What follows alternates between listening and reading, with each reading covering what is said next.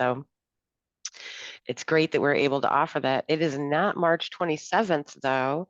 I did forget to get that updated there with today's date. But I thank you all for joining me. We are blessed to be here thanks to a grant that the Pacific Economic Development Council was awarded from the Washington State Micro Enterprise Association. And this also shows all the other wonderful organizations that benefited. But we are lucky enough to be brought here by that grant, and the support of the Economic Development Council has helped me greatly on my business journey. And if you have not already checked out the available resources on the Economic Development Council site, I highly recommend checking it out.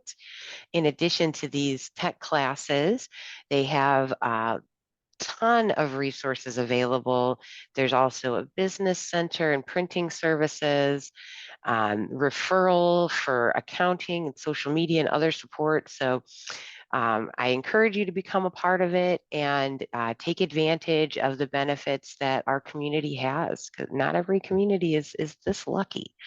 So with that said, I am Lynn Westfall, also known as the Modem Lisa. My business, since I started it way back in 1999, but in actuality, I just recently restarted this business here in Pacific County after moving here all the way from Cleveland, Ohio, back in June of 22. Oh my gosh. So it's been almost 2 whole years already. Wow. Um, I've been doing a lot of reminiscing over the last couple of days. So it's just been quite an adventure moving here. And I've learned a lot over this time about the small businesses in our area. And my slogan has been adapted over the years, and I've adapted it now to the technology mindful artist.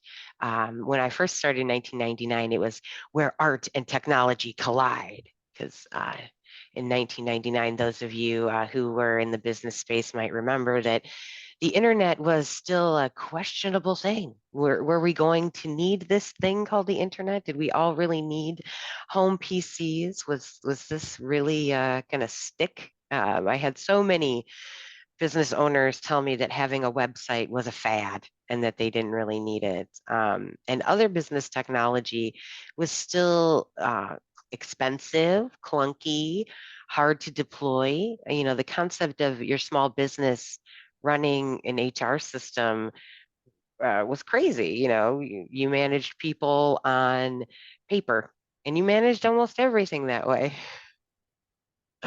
This is true. Anything made by people is still questionable, Arthur. I agree. And always fleeting, right? So, with that said, I transitioned to the technology mindful artist because I have learned that being mindful not only of where technology can improve my processes, but where I can improve on what the technology is doing or the impacts of the technology on the business or the process or whatever it might be. You know, thinking about it holistically, taking a step back and really considering all of the variables. And that's what I hope to bring to you today as we talk about three very critical business topics. Talking about the core of our operations here, our customers, our inventory, and our employees. So we're going to explore how different managing systems for customer management can really change the way that you engage with your customers or your clients. And we'll talk about what that might mean and how it can enhance not only their satisfaction, but your satisfaction as a business owner or leader, or even just, you know, an individual associate within a business, making your experience in servicing your clients as smooth as possible. Because, you know, most of our headaches, you know, don't come from what we're doing, but from external sources, that our customers, our employees, the things, the pressures that they put on us. We want to learn how to strengthen the employee excellence within our organizations. And maybe that just means yourself. If you're a solopreneur like myself, and I'll try to relate as much of today's information to businesses of all kinds, because we don't want to just focus on, maybe revenue focused businesses, but maybe you're a nonprofit organization that's focused on increasing donations or increasing participation in events. We're coming up on a very political time. There are a lot of organizations looking to gain influence, and that's also a business in itself.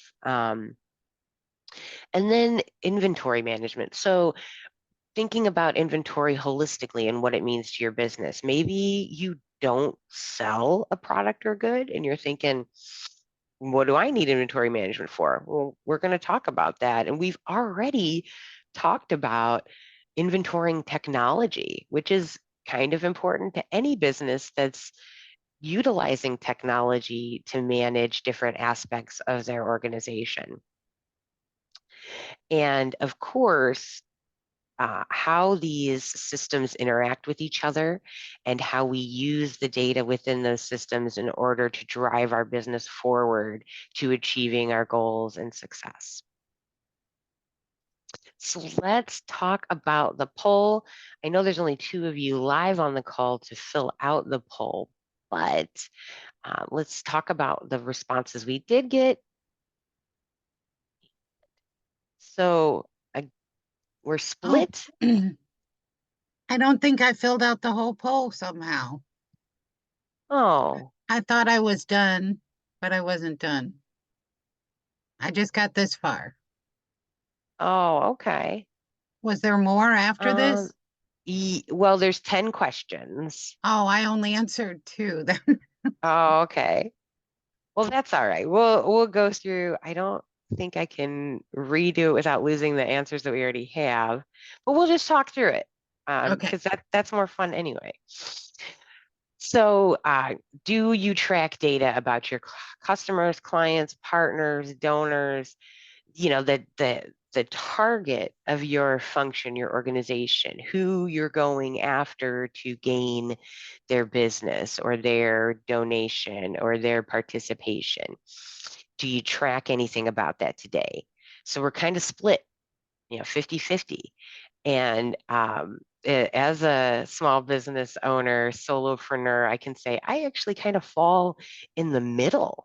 I am tracking some information in some platforms, but I feel like it's very disparate. It's not interconnected. I'm just integrating with financial and um, payment platforms as well as email marketing. So I haven't yet, I should say, because we're going to do a little bit of that today, engaged in a formal CRM yet.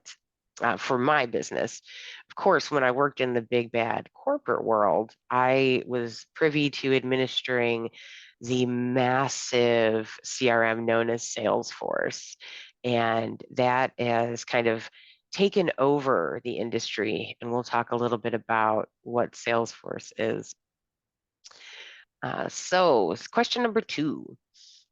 How many of these customers, clients, or partners do you estimate you manage annually? And this is kind of different for every business because some business sees this like lifetime customers that can come back at any time.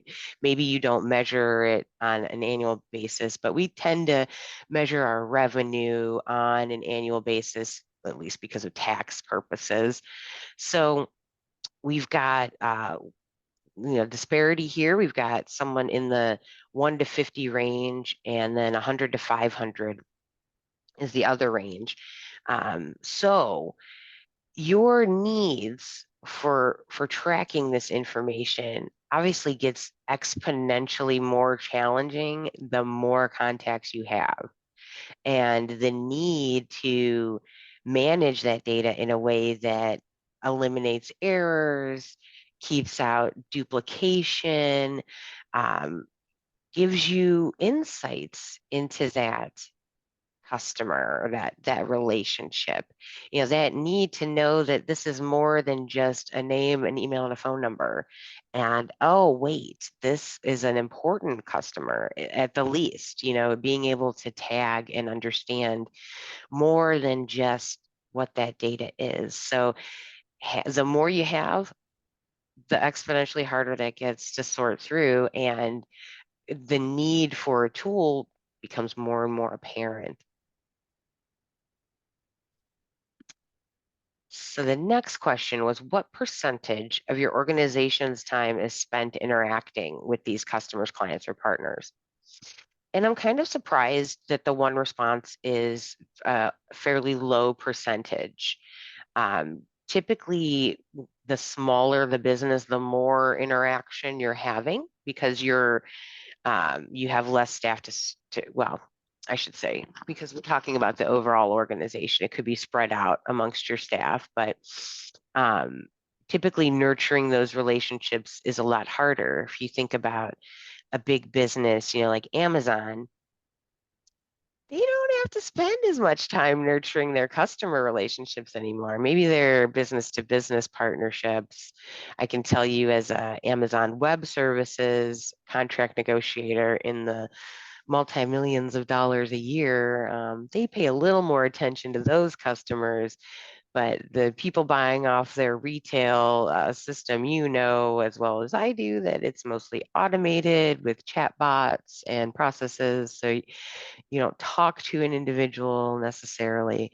And that can be a good thing. Automating that can really be a game changer for your business if you are limited in staff. If you're a big company like that and they really had to handhold every relationship, it would be overwhelming.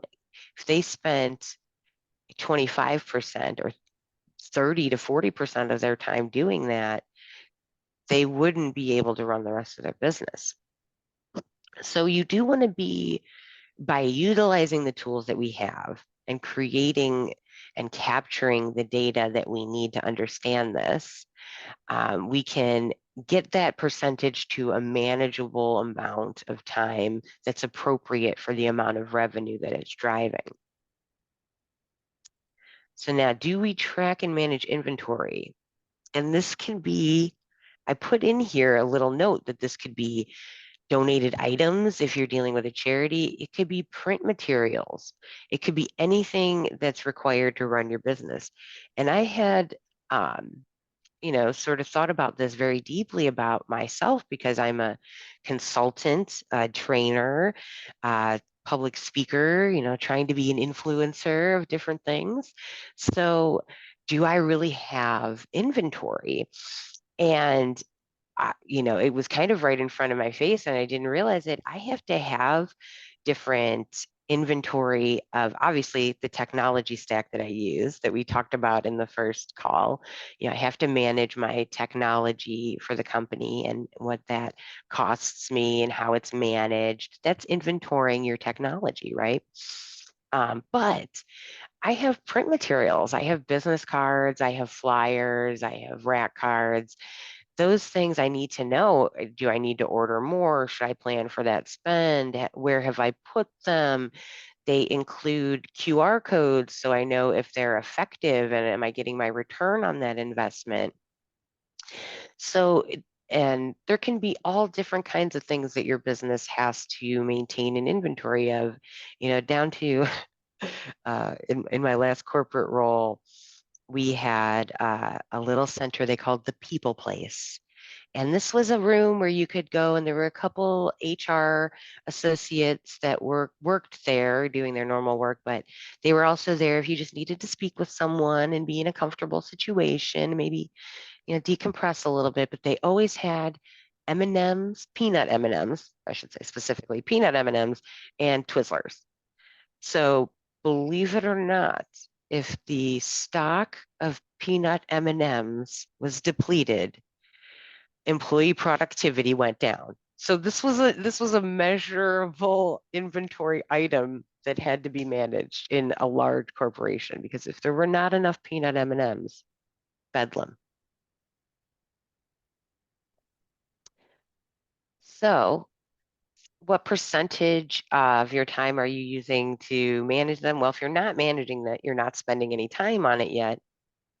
But what you might not know is that not managing it is eating up some of your time. Like, instead of just buying those peanut M&Ms when you were going to the normal shopping trip because you didn't know what the inventory was, you had to run out and go get some, or you were going to have a developer strike, different things like that. And obviously, I'm using this as a joke, but in all seriousness, when you're not managing the items that are critical to your business, or even the items that don't seem critical, they can impact your time when you're in that reactive, oh, I don't have something I need kind of mode. So finding ways, even if they're very simplistic, which I've offered you in the documentation that we're going to go over, um, just having a handle on that situation not only can bring a peace of mind, but can add to your overall time to be effective for other things. So question 6, which Arthur said was a little ambiguous. Do you consider your company proactive or reactive? And I just mentioned this about the M&Ms, right? If you are, oh, I see. The answer should have been proactive or reactive instead of yes or no, and that would have been clearer. So it's a very good note there. So like I said, you want to be in a frame of mind where you know what you need when you need it, and you can buy it at an optimal time. And that can save you money just in the ordering alone. If you're ordering things when they're in season, for instance, instead of off season, or in bulk instead of in smaller quantities, all of these can add up to small little improvements that make your business even better. So the next question was, how many employees, volunteers, or contributors are a part of your organization or business? And we're mostly small businesses here, right? So the answer was 1 to 10 on this, but most of us in this area are going to be smaller. So it may seem like you don't necessarily need a dedicated HR system to manage your employees, but I'm going to share with you what risks are in place and why it's important to stay on top of that management. So the next question, 8, what percentage of your organization's time is spent managing the information, documents, and processes involved in hiring and managing employees? And our one response was 1 to 10%. Now that's pretty low. And if you're maybe a solopreneur, entrepreneur out there, or you only have a few employees, you're thinking it's not really taking me a lot of time to manage my employees. But in general, businesses spend about 20 to 35% of their effort in this area of the business. And that's broken down a little differently depending on the area of it. But you've got typically about 5 to 10% of your time is going to be devoted to recruitment and onboarding, especially here in an environment where we have a lot of turnover, seasonal work. Things are going up and down all the time. You're constantly kind of looking for new employees. Even if you're in a fairly stable business, you want to make sure that you're either promoting or improving staff so that that process involves a constant flow. And then you have that ongoing training and development. That's another 5 to 10% of your allocated time. And that's no matter how many employees you have. If it's just you by yourself, you still need to be putting in that time for training and development. I am continually putting time into learning what new technologies are out there that can help me not only teach others, but run my own business more effectively. I'm learning new skills. I'm picking up different tips along the way and continuously making improvements. And that requires documentation, maybe recording things, making videos. It is a time constraint even for just one employee. So you definitely have to keep in mind that all of the aspects of managing your personnel, whatever it may be, can take up a large chunk of your business's time. So question number 9, does your business utilize outside contractors, remote workers, or third parties to supplement staff? And the only answer we got was a no. I think a lot of businesses are a little hesitant about using outside services, but especially here in an area where it's difficult to maintain staff, where seasonality is a factor, where having stable staffing because of housing in our area can be a challenge.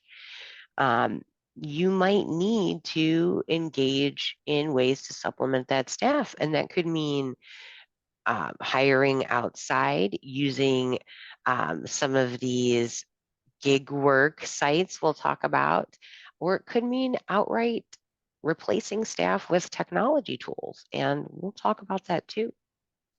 And the topic that our one responder was most concerned with was staff. So I'm not surprised by that.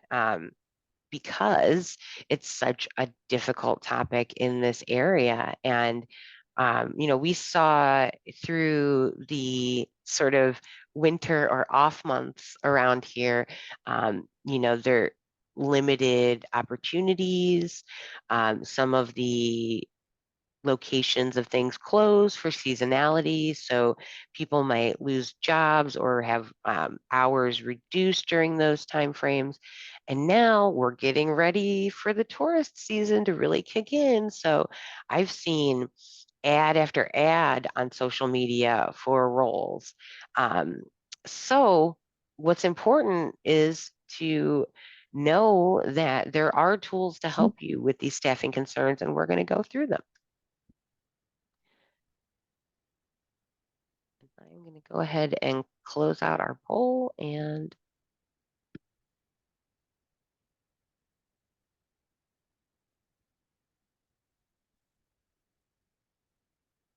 so what do we already know? We've had 2 courses already that have touched on some of these things that we're going to talk today, because we're talking about an integrated business, right? No part of your organization is just siloed by itself. So we've already amassed some really important tools here.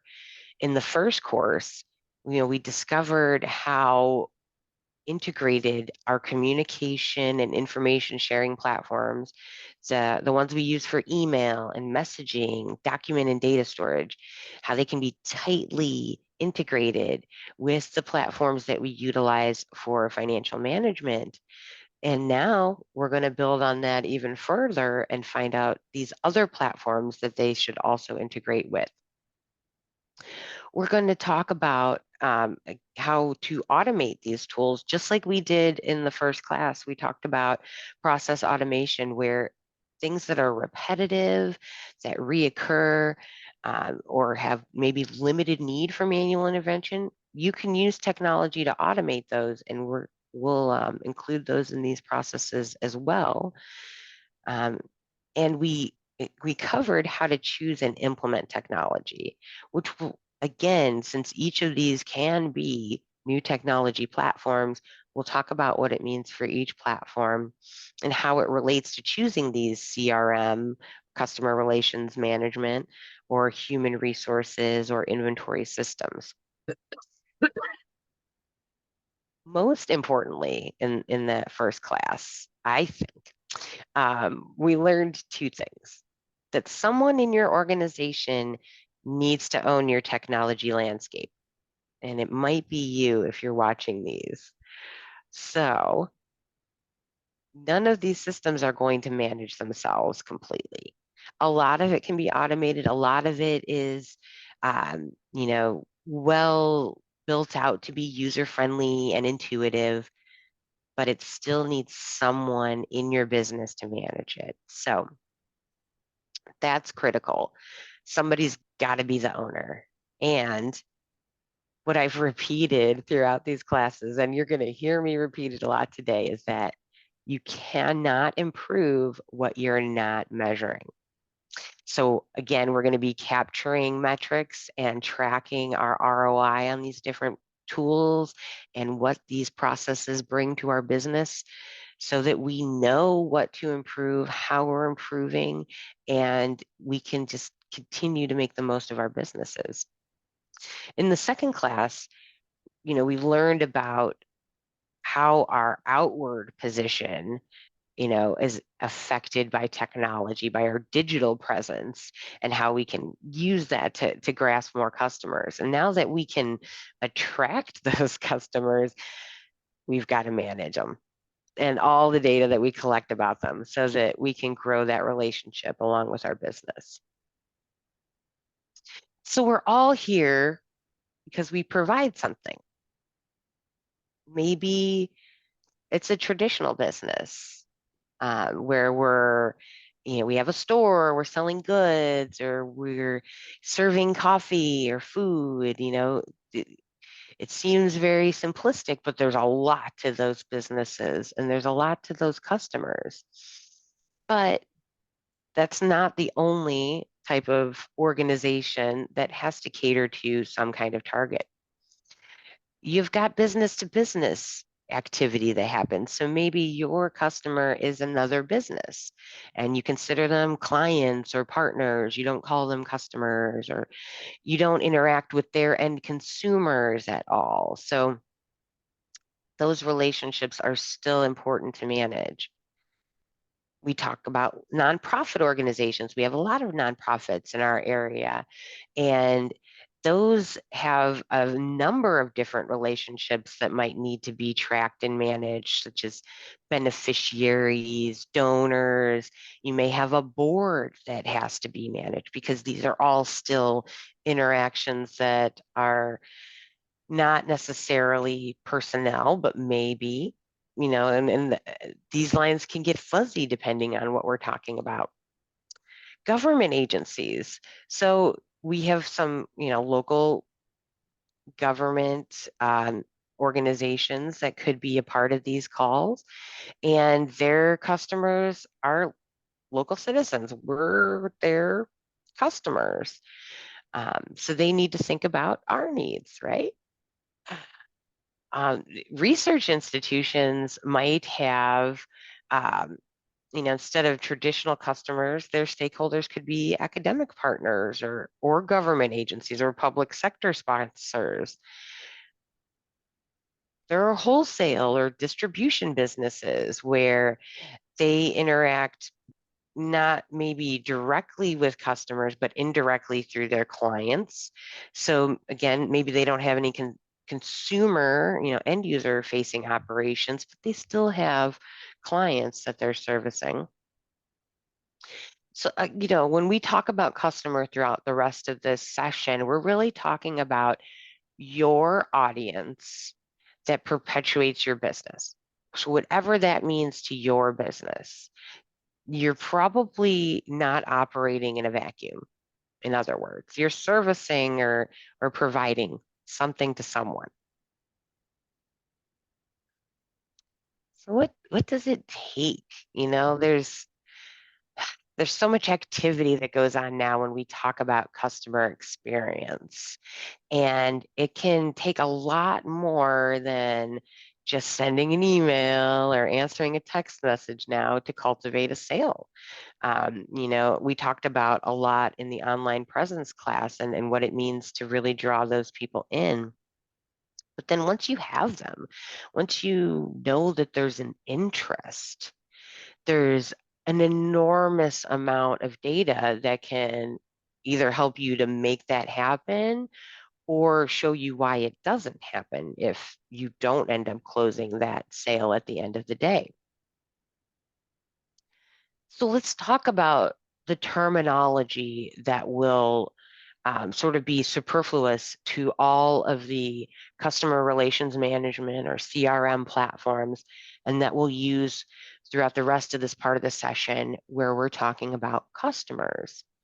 And I've provided you in an email this morning that hopefully you received, I provided you with a CRM terminology document. Here. Mhm.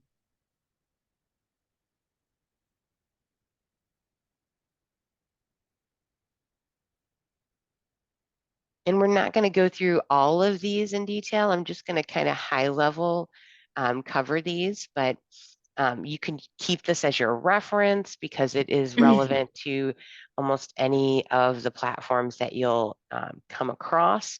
And you can use it to help you with your tracking as well, to know the different data points that you're tracking. I have some questions on the CRM thing, Okay. I but have I have a spot for us to do Q&A on CRMs okay. before we go into the next topic. So if you want to drop it in the chat for now, or hang on, and when we I'll get to the hang on. Q&A, okay, because I might cover it. So I want to make sure that we get through the material in case it already covers what you're looking at. So leads. This is kind of where any CRM software is going to start, right? This is kind of the customer before they're your customer. You know that there's an interest. There's something that is bringing them into your forefront to where you can actually capture this data. So, at a very basic level, you're going to want to capture the contact information from this lead. Like if it's a business versus a person, you'll want to capture the contact details about the person or people you're interacting with. You'll want to capture the source, like where did that lead come from? Was it from, like I said, I have those rack cards and I have a little QR code on the back that my customers can scan, and then I can use Google Analytics to track those clicks, and I can capture that lead data knowing, okay, this customer went to my website and filled out my questionnaire from that QR code. But it may not be as integrated as that yet, right? So you might be taking names down at a trade show, or as I do, at the info center where I volunteer. I'm sorry, the Long Beach Merchants Welcome Center, as it's now called, in downtown Long Beach. We track the people that come in, their zip code, how many days they're staying, different things. That's kind of a lead, so we don't capture like contact information to reach out to that person again. But that's just, somebody comes in your door as a walk-in, that's the lead source. They're a walk-in. The lead status. You want to track where your relationship is right now. Are they a new lead they just came into? Have you already started contacting them? They're a contacted lead. Or once they become what you consider qualified, and we'll talk a little bit more about that in a few slides. And then you're also going to want to kind of score the value of this lead in different ways, and that will cover as well. Contacts. So I talked about the lead information, the basic contact details, but the contacts, there could be multiple people that you're interacting with in a given customer relationship. You could consider the customer a company and have, someone in there. Let's say I'm selling them a bar of soap and I have to interact with the cleaning crew, but I also have to interact with the company owner, because the cleaning crew is going to tell the owner if the soap's good or not. I have to get the buy-in of that cleaning crew before I can go sell it to the owner. So you might have multiple contacts and their different importance within the company or their value as a stakeholder within the business. Deals, the next terminology that's very common in these CRM applications. So this is an opportunity. So when we think of selling, this is, we think Joe is going to buy the soap.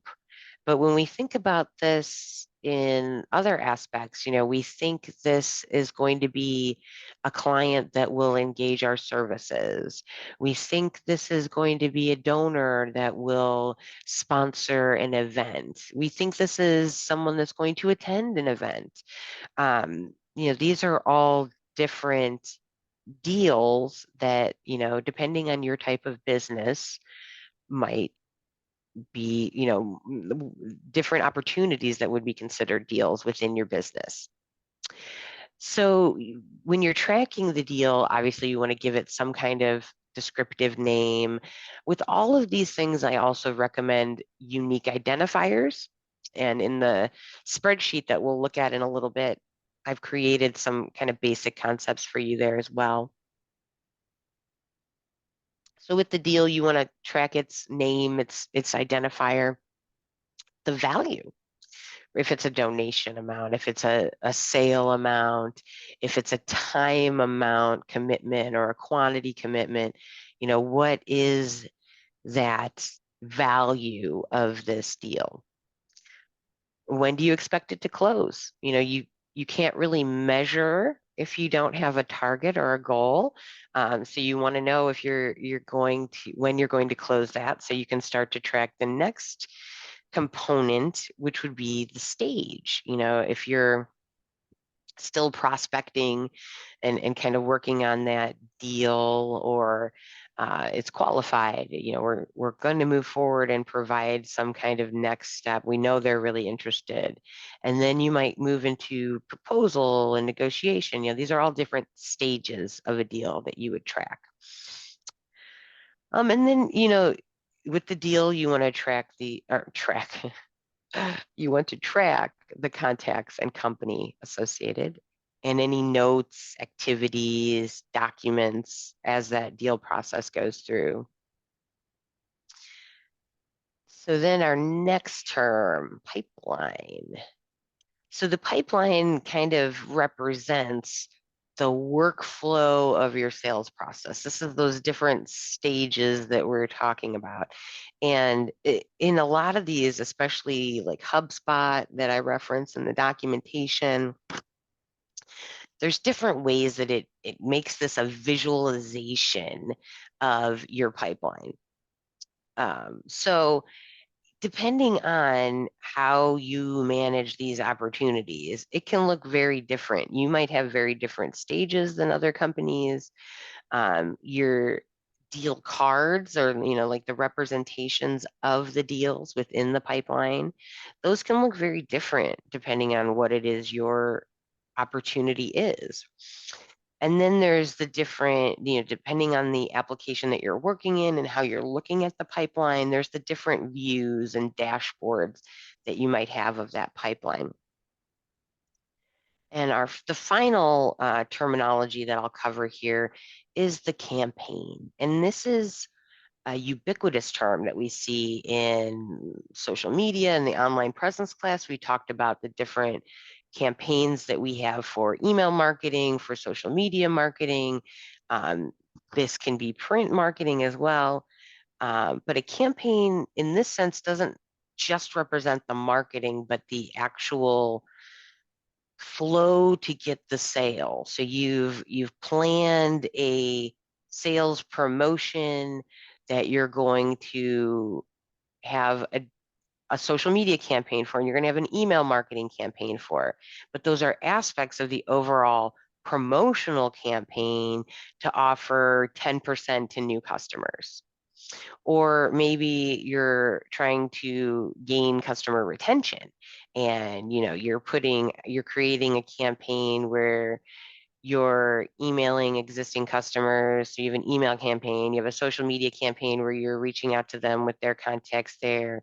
And then when they come in the store and they complete a purchase, you're also giving them this thing at a point there because it's this customer award or customer recognition. So that, however you define the campaign and what your goal is, you're going to always track what it's called. It's going to have some kind of unique identifier again. You're going to track what the objective is. Do you want to gain new customers? Do you want to increase customer retention? Do you want to increase sales or donations? Are you looking to get more attendees? Whatever it may be that's your objective of that particular campaign, who the audience are.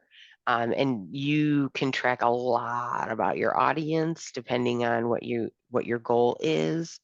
Like I said, the campaign channels or those different sub campaigns, the social media, email, advertising, um, events that are just for promotion, whatever it may be, those different channels you'll want to associate with the overall campaign that, okay, for this promotion, we're also doing that, we're doing this, this, and this as the promotional stages. Your campaign is probably going to have content, images or flyers or other things that you have to get in front of your prospect or your lead. So using the terminology. So you'll have to track that content, not only to start to see its effectiveness, but so that you don't reuse it too often, or if you do reuse it, it's in the right context. Lots of value. And as you scale out, the concept of content management is actually a very huge topic. And then you also want to track your campaign timeline and budget. All these factors will help you determine whether or not it's successful, what you should be doing ongoing, if it's a campaign that you should do again, and what your outcome of that was. So those are like the very high level basics of CRM terminology so that we can start to talk about how this works, how these terms, where they work in the life cycle. And it is a circular process. You're generating a lead, you're qualifying it, you're making sure that you're nurturing it, you're understanding what the need is that you're trying to fill so that you can close this deal. And then you're getting into that sales process. You're putting the proposal or the product in front of the customer. There may or may not be a negotiation, that's kind of up in the air. The proposal or the presentation could be as simple as, okay, customer walked into the store, customer saw the display, it's been presented to them, and do they want it or not? There's no negotiation that's going to really happen at that point, except maybe in the customer's mind, should I really do this or not? But there's still that active of closing the sale, getting that through the end gate so that either you have given them the product and received your payment, given them the service, received the donation, they attended the event, whatever it is that you consider the close of that process. So then now they're one of your customers, one of your clients, one of your donors. You want to keep them.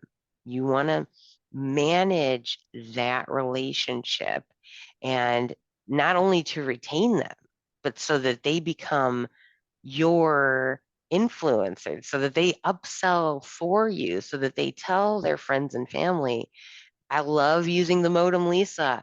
You really got to go, you got to get in on these classes. They're incredible. And how do we kind of keep that cycle efficient and effective is through tracking, analytics, and reporting. again, we can't improve what we're not measuring. So through every stage of this life cycle, we're capturing the relevant data. We're making sure we're assessing it and the value of these processes so that it's not just happening in a void.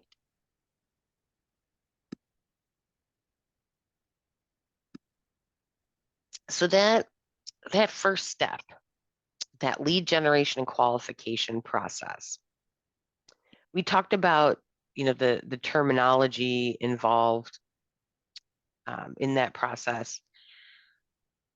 It's important that we qualify and prioritize leads based on their readiness and fit, right? So if a lead isn't, if the intent isn't there, it's a weak lead.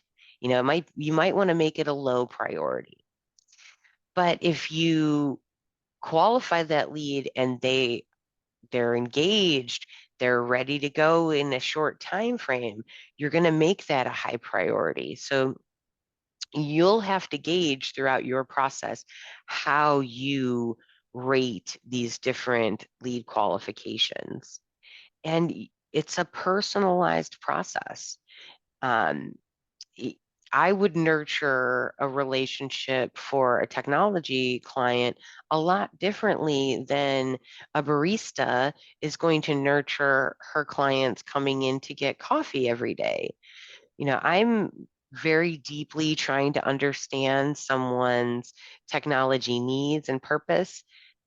They are trying to understand what kind of drink they want, and if they can retain that every day and come with that every day if that person is there and oh, you like this, that's nurturing that lead so that they come back. Analyzing your lead sources. If you're using sources that aren't getting you qualified leads, you want to stop using them. So if you're not tracking this information, you're not going to be able to make those critical decisions. And this will help you develop targeted sales strategies, targeted marketing strategies, and slowly but surely, you're going to have a detailed record of your customer's journey with you. And this is another insight into what's critical for your business. And this is going to feed into the other topics we're talking about today, where if I know how many qualified leads that I have in my pipeline, I know how much inventory I am going to need to support that, or I know how much staff I'm going to need to support that. That's why all of these systems are highly interconnected as you get into the larger and larger scale platforms, because businesses realize, as we'll see in the spreadsheet that I provided and all of the spreadsheets you're now accumulating, if you have all of these disparate systems and they're not interacting well, it's costing you in your time and effort as the owner of your technology landscape.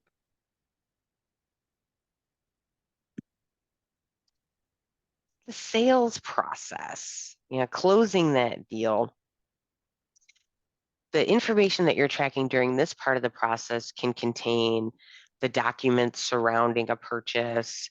It can just be, you know, handling that sale, like we're looking at the guy buying the tool in the tool store.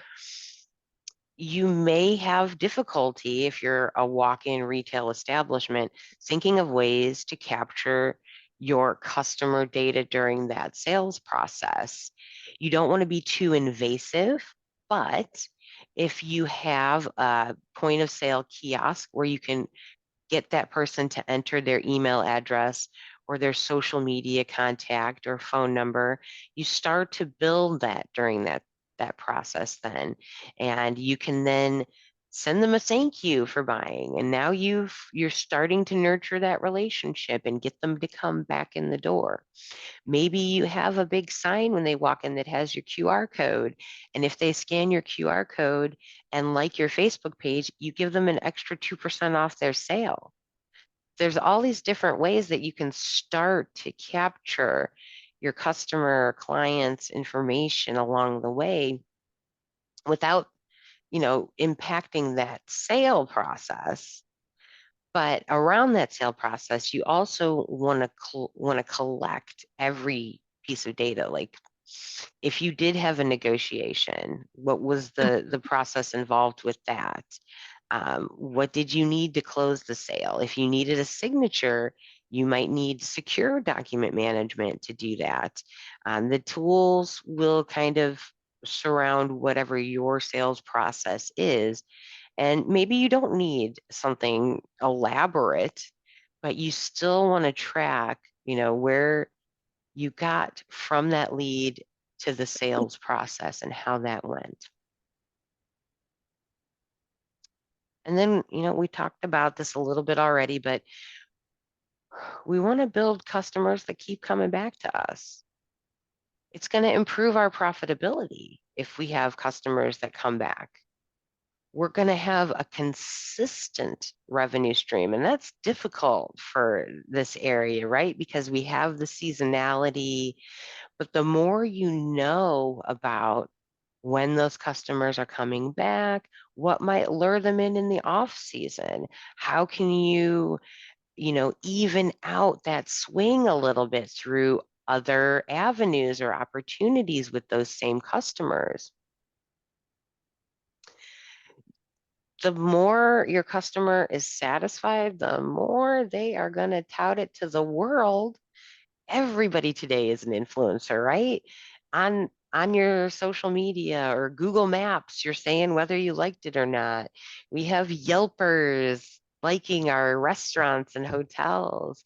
It's really important. And first impressions are the longest lasting ones. So, as much as possible, you want to get out in front of this so that you're building a positive relationship that's going to bring more customers in. And, because the worst thing you can do is have a dissatisfied customer touting it out on social media where you can never erase it. You can only try to keep circumventing it. So if you ever get a bad review online, always, always, always respond to it. Even if it's someone it seems unreasonable, was unreasonable, put a pleasant response out there telling them, you wanted to rectify the situation and we're unable to. You'll make it right the next time they're in, whatever it takes to make it sound like less of your issue and more of their negative opinion. Um, you know, I when I look at reviews of products or companies, I am always looking for the worst reviews first. I want to look at those 1 stars because I want to know what people had to complain about and if the company turned around and made that right. And if a company rectifies a bad situation, I'm more likely to use them than a company that has never had any negative reviews because that to me is super suspicious. In fact, I was recently looking at some reviews with a friend, and I'm like, well, that's strange. All of these latest reviews are super good. But if you looked at them, they all were anonymous. A Google user, a Google user, a Google user, over and over again. Yeah, they're fake. They were fake reviews. So, you know, a fake review is just as bad. If it's a bad fake review, it's just as bad as a real fake review. It's just as bad as a real bad review. I didn't say that right. But you want to be on top of what people are putting out there about you. And if you're building a good relationship with your customer, hopefully they're only putting out the good stuff. You can get more insights the more you build these relationships. And talking about the negative reviews, sometimes those are the most valuable insights. Arthur telling me that question 6 was a little vague because it wasn't worded right. That's great insight. Now I know how to fix that and make that clearer for other people. And obviously that's a little example right there, but the feedback that you get from your customers can really be a game changer for your business if you take it to heart.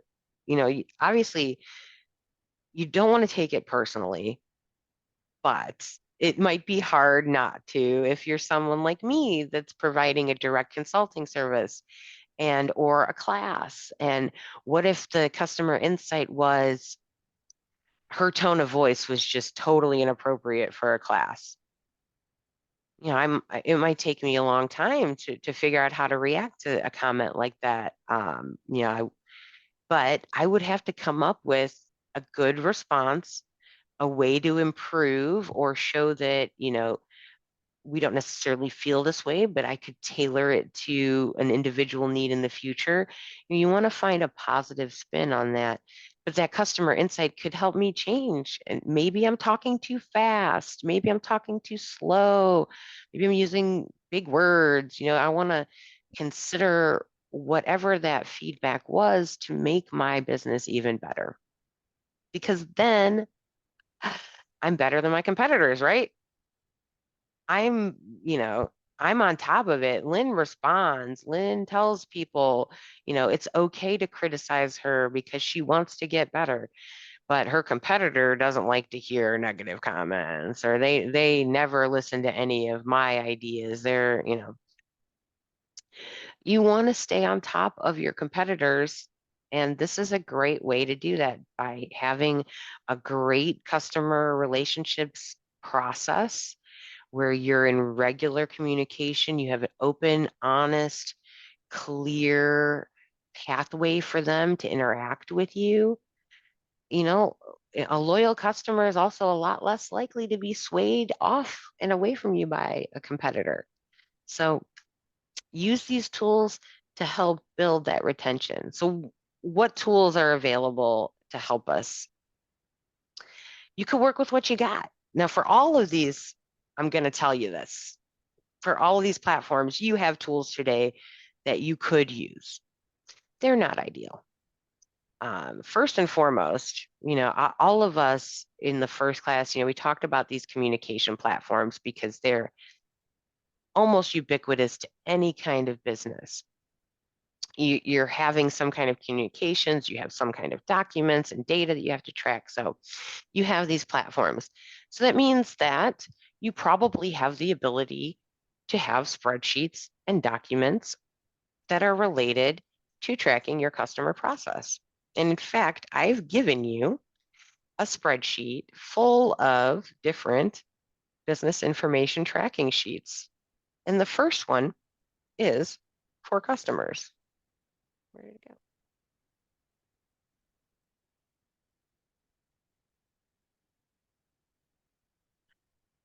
And again, these are very high level, just get you started thinking about the concepts you want to track. And could you use this as a functional template to get you started? 100%. Is it interconnected with your email and your ordering process and your financial software and your marketing? No. But at a basic level, you can start to understand the concepts that you want to track before you get into a full platform. Now, it actually might end up being more challenging to use the spreadsheet than just get into the platform. But if you're not ready to make that leap, you want something that you can store locally and that's not internet accessible, the spreadsheet is a way to get you started.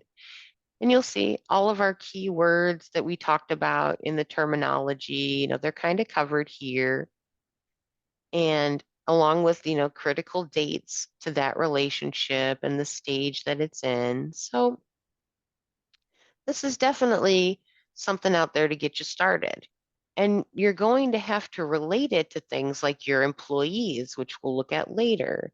And they're going to have tasks associated then, which we have rough tracking. Again, I'm giving you these spreadsheets to give you the idea. But what I'm trying to avoid saying is that I don't really want you to use them. I really want you to get into a real platform. You do have some other options depending on your level of customer engagement that you might already be using today. So you might already be doing some email marketing. A lot of us are used to MailChimp or Constant Contact for not only for customer, but we get them from other businesses, right? If any of us are a member of the Ocean Park Chamber, we know they use Constant Contact because they've told us in their meetings, and that's where we get our Tuesday news through. And that can be integrated with their website too. So what that's doing then is actually instigating a sort of customer relations management software. Now I'll show you a little bit about my MailChimp account and why it's a little less than giving us what we want. Of course, I'm using my two-factor authentication to log into my account securely. And always enable two-factor authentication whenever an application allows you to, because you want that additional security. So without getting too deeply into my customers' data, because I want to protect my customers' data, you can see here that I do get a way to track their contact data. And I can organize them with different tags. I can see, different parts of the campaigns that I've done with them. I can see where they're from and, what percentage of them open and click on my emails. So far it's not working out too great, it looks like, right? But these are giving me things to improve on and understand. But this isn't a CRM really, because while I can track those contacts and what I've sent them through MailChimp and what they've acted on through MailChimp, I have to integrate it with other platforms in order to look at then what I've sold to that customer related to non-MailChimp activities, or how that customer interacts with my other marketing platforms or my print materials. I can't put it all here in MailChimp, but I can connect MailChimp to several other systems through integrations, including this is an example of a free CRM called Zoho CRM. And you'll see I mentioned Zoho in all of these, and we talked about it in the first class because it is a platform alternative um, to the Microsoft suite, to Google suite, but also for CRM, for inventory, for HR. And there are several of these platforms that we're going to talk about that are integrated. But because Zoho is a platform that I use and that actually covers a lot of these different topics for free, it's just an easy option to try to get your feet wet. Even if you don't end up liking it at the end of the day, you do have enough export, import options and integrations with other platforms where this data that you're capturing here is going to be useful. You're going to be able to move it from system to system or integrate it with other systems. And it's got a robust platform if you want to pay to continue using it. And you'll see our common, terminology here. We have a dashboard for looking at our leads, and it can give us all the information about it. Now, this is all test data, so these aren't real people. Don't worry. You're not looking at real contact information. They're all samples. And you can see sort of these are flagged for follow-up. I can go into that task and I can kind of close this task.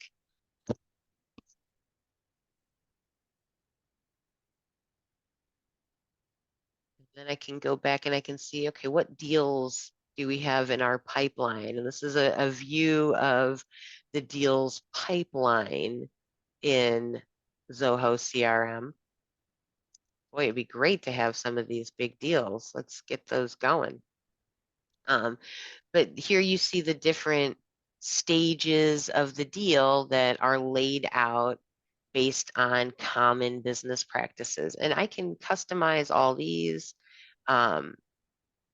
This is probably all behind the scenes in the settings here, where I can go and I can adapt different company settings. I can work on automation and security. And we'll talk about that again in a second. Now, I don't want to ignore that there are also several point of sale systems that are utilized by small businesses that can track important data about your customers and can integrate with other platforms. So these are things like Square, PayPal. If you're using a website, you might use WooCommerce to sell through that website. So these point of sale systems can capture that customer data at the sale point of sale, and then integrate with your other systems. And then, in addition to Zoho, there are these other platforms. HubSpot and Fresh Sales are examples where they have completely free packages until you hit certain limits, like Zoho. So you can really dig into these platforms, try them out, see what you like and you don't like. And we'll talk about what you're going to do to track that in a second. But there's also this big bad guy at the bottom here called Salesforce. And I would say if you're a business with, where you're managing in the hundreds of customers, in the dozens of employees, you might want to start considering a bigger platform like Salesforce because it does everything. It even has fully integrated AI options called Einstein, and it will figure out everything about your customer and help you plan your sales pipeline and automate it as deeply as any sales process can be automated. But I'll tell you, you still need a lot of people in the process. You need administration to run that Salesforce environment, and you might have to hire somebody to do that because you have to be a certified Salesforce administrator in order to know all the ins and outs of it really properly administering that environment. And why? Because you have to protect your customer data. It is your responsibility, if you're collecting that customer data, to let them know that it's being collected, to let them know what's being collected, to let them know how to opt out of having it collected or to have it removed. You probably used to seeing these on website pop-ups that they're putting cookies on your system or they're collecting your data, what's called GDPR. These are different data protection regulations that you have to be careful that you're not in violation of, because as the provider, you're the one responsible. And that can be why having a platform just kind of takes that headache off of your shoulders, because it's not so much on you anymore. That customer data is now being handled by a third party. Now, you still have to tell your customer you're still responsible for that, but they'll usually provide you with templates to do that, like MailChimp does. And like you'll see on the other social media platforms. So you just have to keep in mind that you have to protect your customer data at the end of the day. And if you're doing things like accepting payments, you really want that to be through a third-party system. There's regulations around every part of a customer's financial data, including what's called PCI, or processing card industry compliance. So if you're accepting a customer's credit card payment, and you take that payment over the phone, you need to be directly entering it into a payment system or you're in violation. If you're writing it down on a Post-it note to enter later, you're technically in violation of those terms. So having these systems in order to manage these different aspects of your customer relationship and the financial process that's involved and all the documents that are involved, all of that data, having a platform can be kind of a safety net at the end of the day. So you still have to find the best tools and then you have to manage them. So in that first class, I gave you a platform evaluation template and technology tracking. And I just want to touch on those again. If you weren't in those classes, but you registered, feel free to email me and I will get those over to you. The evaluation can be ubiquitous to any of the tools that we're going to go through today. So we need to pick a tool. We need to know how to evaluate that platform based on what our needs are. And we'll have to build out the process for doing that. So here, we were talking about in that class, communication and collaboration platforms. So we would just change the template to fill out the functionality that we need for a CRM instead. But some of these are going to be useful for all of those tools, regardless of their functionality. And they're already in here for you instead of you having to build them out. So utilize this as you evaluate the potential purchase of any of these platforms today by categorizing the functionality that you need into features so that you can rate it and you can list out the pros and cons of each of those features in the different platforms that you're evaluating. And then once you decide on what you want, surprise, surprise, we're back to tracking our technology contracts and licenses depending on what platform we purchase. So we have our technology tracking sheet to help us with that. And I know that was kind of a lot. The customer section is definitely the biggest section today. So Sue, we finally got into our Q&A. Did I answer your question? Well, I'm not sure. So we have a CRM and we can't figure out how to use it. And I have used HubSpot in the past for some things, but one of the really good things about HubSpot is that it has great support and lots of information on instructions and little videos and things that tell you how to do things. And this one's called Active Campaign. And I can't figure out how to do anything with it. It's been very difficult, but our web site builder convinced us that it would be fine. But my bigger question, so that's why that's the topic. But the bigger question is, we got this CRM with the intention of making sure that we had a way for people to reach out to us besides the businesses that are local. So if somebody's looking to start a business here, or if somebody has an information request or any of those things, that there was a way for people to reach out to us from outside, that it would automatically capture their data, because a lot of times in economic development, it might take 2 or 3 years for a relationship to develop. Between the time you maybe start looking at property and actually open a business could be quite a while. So it allows you to make notes and that kind of thing.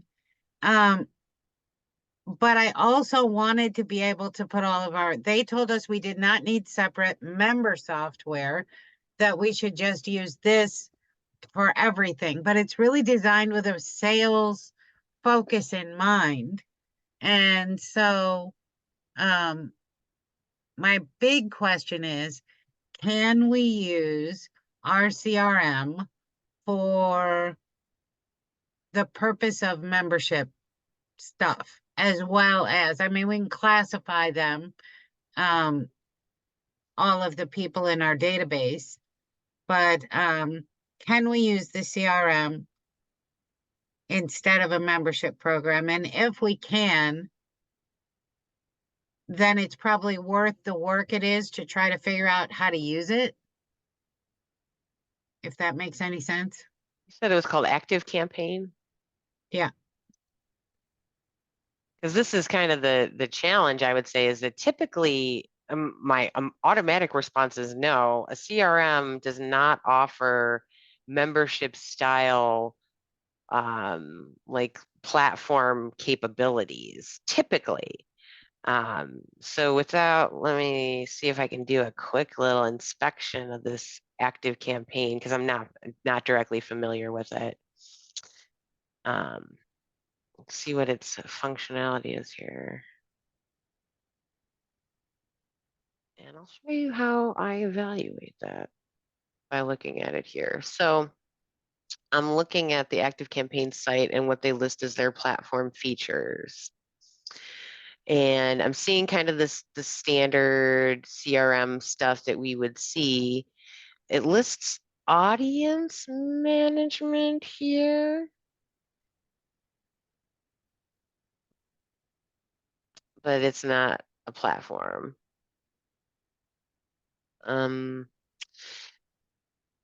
You know, surprisingly though, I would think through your website in conjunction with Active Campaign, you could utilize WordPress as sort of the member site connection. There are a little bit of concerns around data privacy and WordPress. You might need some additional plugins depending on your configuration. I'm also making a leap and assuming that your site uses WordPress. Just throwing a dart out there because most I sites think around it here are. does. I think it does. So I don't want to digress too much from your regular curriculum. I know that when I worked at an online college for a while, and they used HubSpot as their customer management system using students as customers. So it wasn't as good as a student information system, which if you get one of those, you can access your grades and your registration and all the things in one place. But those are big, expensive pieces of software. But they were using HubSpot to track from a prospective student all the way until they were alumni. And so they were able to do it that way. I guess it's probably worth another conversation with you offline outside of this business, which was my big question. Like, is it even worth having the conversation? So I don't want to hijack the class. I just wanted to know,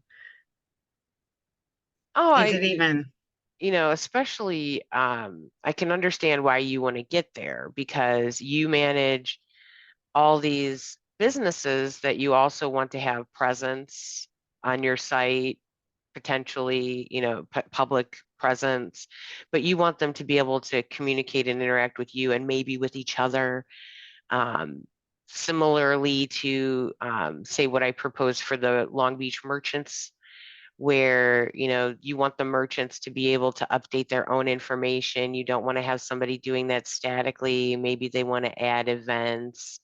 Maybe they want to list classified information.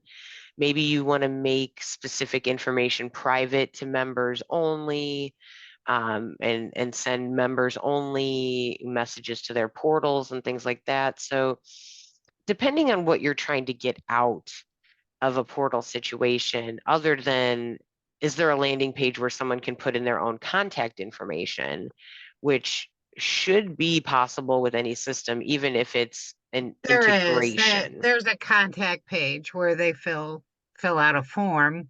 Why A- are they contacting us? You know? And then that So automatically goes into the active campaign. yeah. Yeah. Yeah, so at a basic But level, once all the I've got them CRMs are in going to there, have what that. do I do with them? I mean, that's the thing. I can prove that people have contacted us. I could look up a contact phone number if I needed to. But other than that, I'm not accessing any of the functionality of the system. So I'll just have to have another sidebar conversation with you, and that probably makes Anne happy. Yeah, depending on your outcomes, there might be something that's already there that's just been kind of hard to uncover. They're not always as intuitive. Oh, it is not intuitive at all. And that's Yeah. good feedback for the other people watching the presentation. You want to kind of evaluate these systems to understand the functionality before you make a commitment, because like you had to go through implementation process for this. It's kind of hard to have to redo that. You've already made an investment, you have time, now you got to export and import. So these are all great things to talk about for the rest of the viewers. Yeah, I suppose it's like anything else. You try, I do recommend that people find a way to try out a few of these things before they make a purchase decision. Try it on somebody else's computer or have them not just do a demo. If you're buying software that you're going to have to live with, um, find a way to figure out what you want it to do for you. Out of all the things it could do, what are the things that are really going to be time savers for you or good records for you? Um, because, for example, you can get certain things online for free, but if they don't give you what you need at the end, like you still have to do a lot of data entry yourself. It doesn't really save you time. It just gives you better records, which is all good. But now you have to take all the time to hand enter all this information or copy it somewhere else. Anyway, um, I'm I'm learning as we go. Well, it's definitely why also having a documented evaluation process and mapping out your processes first, all from that first class, having all of the functionality that you want documented. Was it good? Was it bad? How do I rate it? So that when things do go wrong, as they often do, you can go back and say, oh, I didn't think about this feature, or oh, I didn't evaluate it, or oh, I did evaluate it, but it worked better at the time. All the kind of qualifications that you want out of the tool, you want to have documented. I understand that that is true. I also understand that taxes are due on Sunday, and I haven't done my taxes yet or gathered all the documents. I mean, sometimes even it's not even that it's beyond me to do it, it's that my capacity. So the capacity to do the level of mapping that you're talking about, it might not be very realistic for me. Um, and so I would at least say for people like me, at least find somebody else who you like how theirs works and try to do it. Because what we have to do on these kind of um, workshops is find the pearls, find out which things this has already been valuable to me just for this conversation, which may or may not result in me getting better at mapping. But you know who is good at mapping things out? Anne, so she's listening too, and maybe um, the other day I was doing my chaos theory stuff and she just had me write down all the tasks. Let's just write them down and put due dates and do that thing. So, sometimes we have to do that stuff. It just doesn't always come naturally to everyone. That's my only point. No, and that's, we all only have so much time in the day.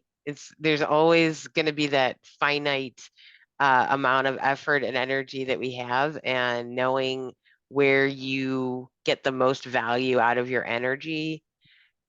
Nobody can tell you that but you. You've got to know yourself. And as I'm teaching these classes, I am actually implementing a lot of this stuff myself. I'll say I operate on a very reactive level, even though I have a constant desire to be proactive. In fact, I recently started using a new project management tool. I can't tell you how many different tools and task management applications I've tried in the past. And that's why I say when I give you this little tiny little task tracker spreadsheet, I'm saying I don't want you to use this. This is something that, if at a minimum, would get you thinking about those tasks. That's great. But do I recommend that you have a separate spreadsheet for everything in your life like this? No, you will eventually go mad. And there's enough task tracking and implementing tools built into the communication platforms that we talked about, or these CRMs, and as we're about to talk about in inventory and HR.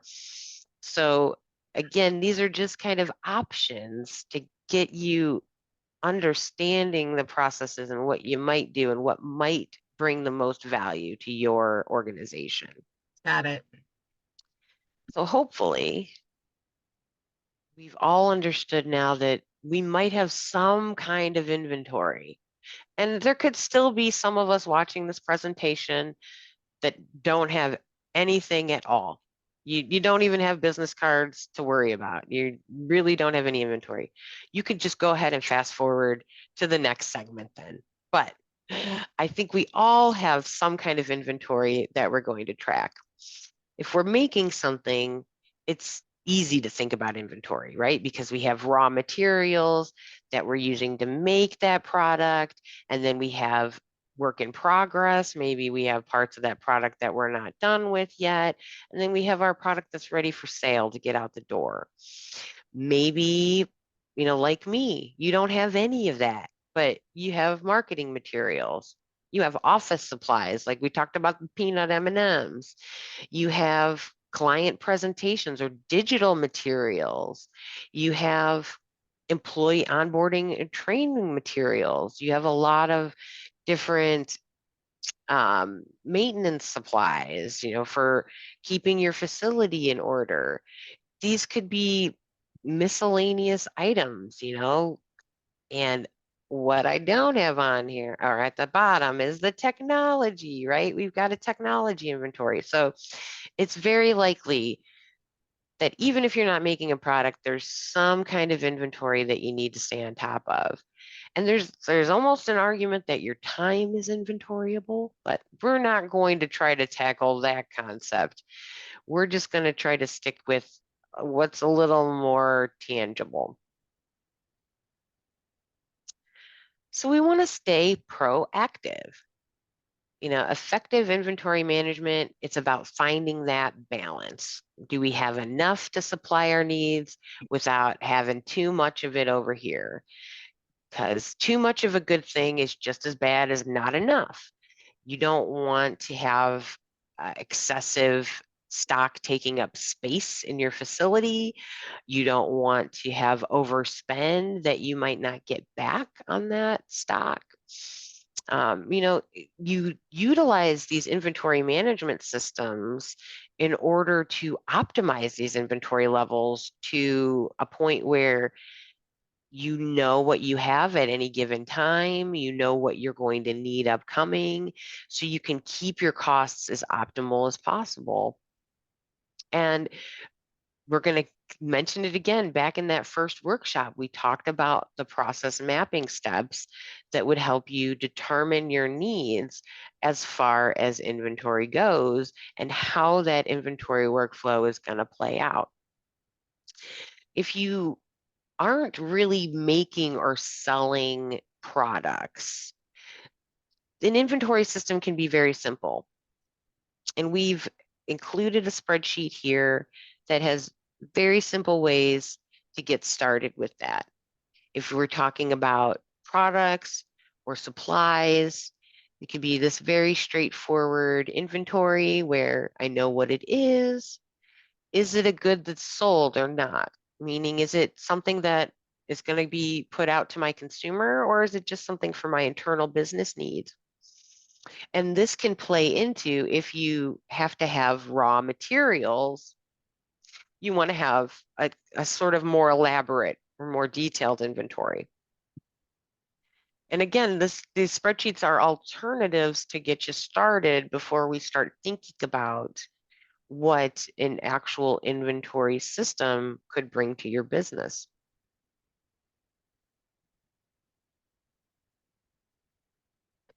There's a lot of ways technology is a game changer when it comes to managing physical products and inventory in general. So I want to talk about some of those very efficient ways of managing. And if you're selling products and you're not using a barcode today of some kind, please, please, please start using a barcode system today. This is easily integratable into your point of sale system. The systems like Square are very intuitive, very user friendly. You can use a smartphone or a tablet that you already use today. You don't have to buy something out of your pocket, and you can print labels with your laser or standard printer under your desk. This is something that is just, and I'm not just talking about physical goods. You could also barcode documents. Like I said, I'm worried about my stock of business cards. So let's just say I use a barcode to scan every box that I have. So I know how many boxes I have. Now, that's not going to tell me the individual cards, but I know based on how many boxes I have, what the quantity is. And I can just go over and scan and say, oh, I have 2 boxes left and update my inventory. Maybe it's um, something a little less tangible that you're trying to track. You can't necessarily stick a sticker on it, but if it's a digital product, it can have a digital barcode in the file. You can create QR codes for free from Adobe's site, and that QR code can lead to any URL you want. So if you have, say, ordering built into your website already, you can create your own QR codes. And then when someone's in your physical store, use those QR codes to launch the ordering from your website so that you don't have to have a separate point of sale system in your facility. These tools are very accessible. They go to a different level when we talk about what's called RFID, and that's radio frequency identification. So these are very much utilized in like a physical item sense, where you can stick these RFID tags on products, devices. Remember, we're talking about technology inventory too. So if you have handheld devices or equipment, maybe you're a construction company and you need to maintain so many hammers for all of your employees, you can have RFID tags on them. And some of these RFID tags now are not terribly expensive, but are battery powered so that they can connect to Wi-Fi themselves, and you know where in your facility or who left with what hammer. At the end of the day, you can know, oh, hammer number 5 didn't come back into the warehouse. Who took hammer number 5? These RFID tags are used extensively in large product shipping organizations. When you think about places like Amazon that are shipping hundreds of boxes, they have fixed RFID stations that are tracking these very inexpensive, not battery powered RFID codes in these cases. because they are paying for the RFID scanner. Fixed scanning device is more the cost in this case. So as it goes through the different places in the factory, it's passing through different RFID gateways, and they know when it's gone from being on the shelf to being packaged to being shipped. This is all automated along the way and tracked through these RFID tags. And then because that's a digital piece of data, they can associate it in their inventory system with their CRM, the customer that bought it, the order that it went to. And then when that customer leaves their feedback, you can associate it with that ID. And all of these systems have some level of interconnection depending on the systems that you choose. So, like Sue and I were talking about, where we're going to be evaluating different CRMs, if I am selling physical products, one of the features and functionalities that I'm going to look for is integration with my inventory system so that I can easily and automatically track the products that my customer is buying and associate them with the different deals that I'm working on with that customer without having to, like she said, manually enter that data every time I'm doing it, because that's going to take up more of my time. It's going to limit my ROI and my ability to make more sales. So that's where these tools can start to be really game changing. Now, automated replenishment and stocking. This has come all the way from just being a business thing, 10 years ago to, now my washing machine can automatically order more laundry detergent, right, through Amazon, or those little buttons that you can get where you just press them, or I'm not going to say her name, but I can tell her to go ahead and automatically reorder something every so many months for me.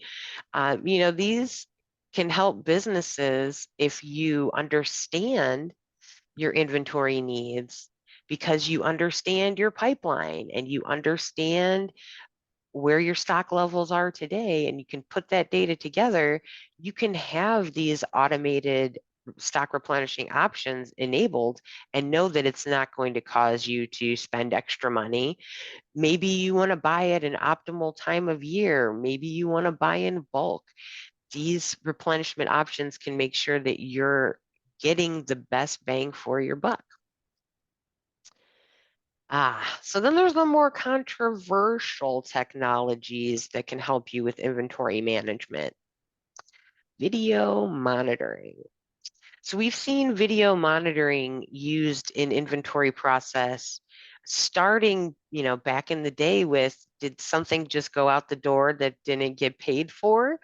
You know, people trying to shoplift. This was the original need for having video monitoring on storefronts.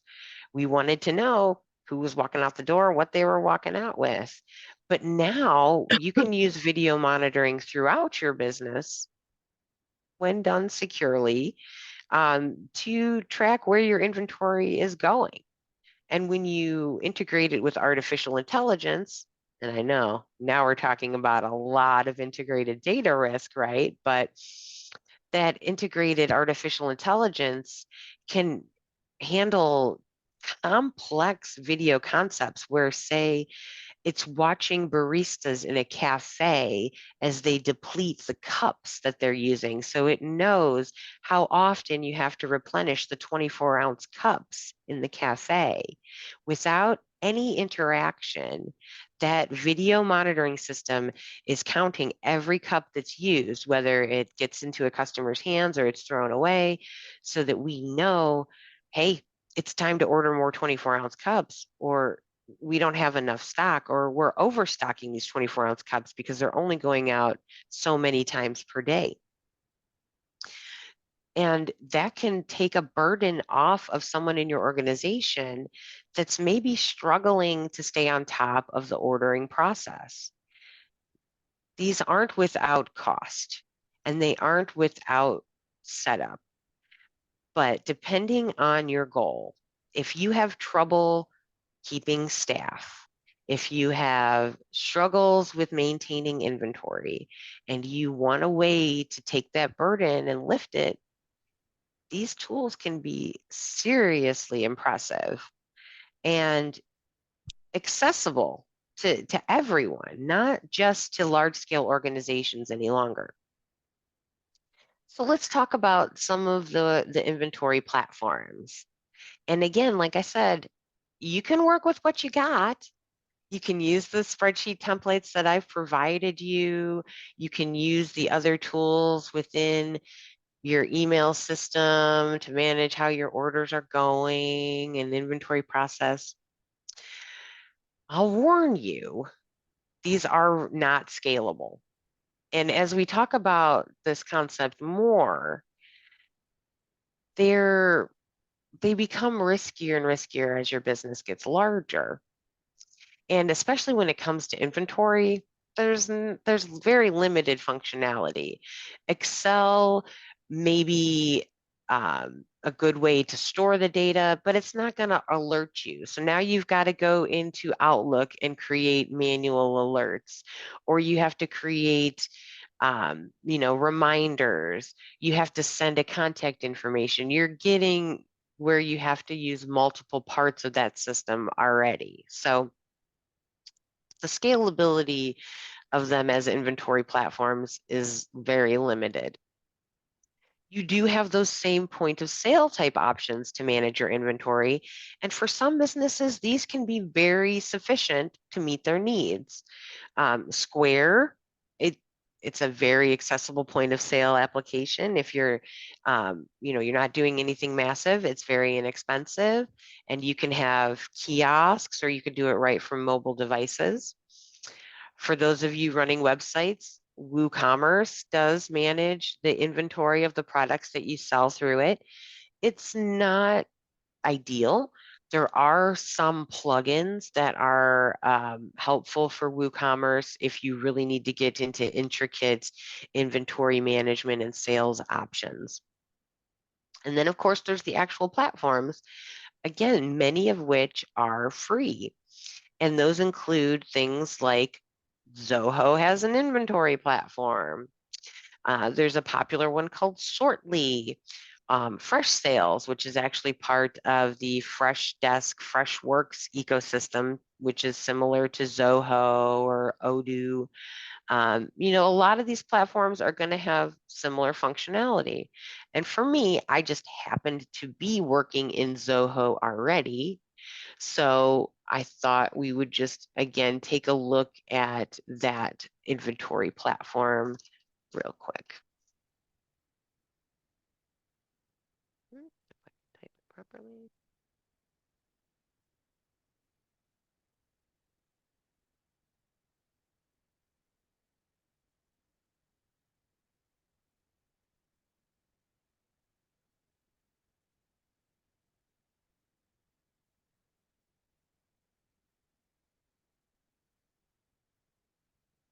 And like Zoho, a lot of these sites will have live demos that you can look at instead of just engaging a free account. Because what I want to warn you about, just like we talked about in the first classes, whenever you sign up for these services, you are agreeing to their terms and conditions, and you want to be aware of what you're signing up for. Because this is a demo, I didn't have to click through the terms and conditions of service. And because I already use Zoho as a platform, I'm familiar with them. But if I wasn't, I would want to look out for what my rights are within the platform, what my limitations are, and any other legal concerns that might come up in that documentation. So this is the demo that they're showing us here of Zoho inventory, where we're seeing the different sales channels that we can configure, whether we're selling through other platforms. If we have warehouses where we house our goods that we're selling, we can add on the online payment platforms that we use to accept. See Stripe and PayPal, common options. You can provide your customers a portal for managing their inventory. And this can be integrated with the portal that Zoho provides them for invoices as part of Zoho Books. So your customer can see a holistic view of what they've bought from you and where they are in the sales process, if they're waiting for something to be delivered or provided. So all of these kind of pieces of the process can be configured. They'll provide you with a dashboard. And here it looks like we're selling furniture in this demo. We've got some office, an office desk and a queen size bed and a rug. Let's see what our recent updates to the platform were. And they're going to provide you with a place to manage your items. In here, we should see things like the SKU, pricing. We can see the transactions and the history of the item.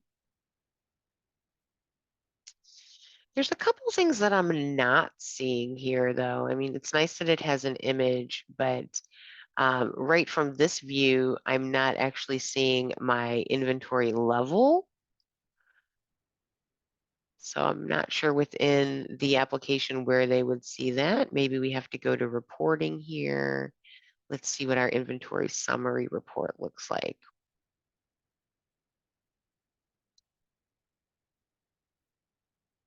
So depending on how your organization functions, you may or may not find this to be as effective as a platform that maybe lets you see the inventory stock levels right within the item view. And maybe it's something that we can add here. Sometimes you can add additional columns. It doesn't look like we have that option. When we're creating a new item in here, got the unit, selling price. And here is where we're actually tracking that opening stock and the point that we want to reorder at. So it does have them as, the associated stock within the item itself. It just doesn't seem to be in this direct view. So you might have to build out a custom dashboard.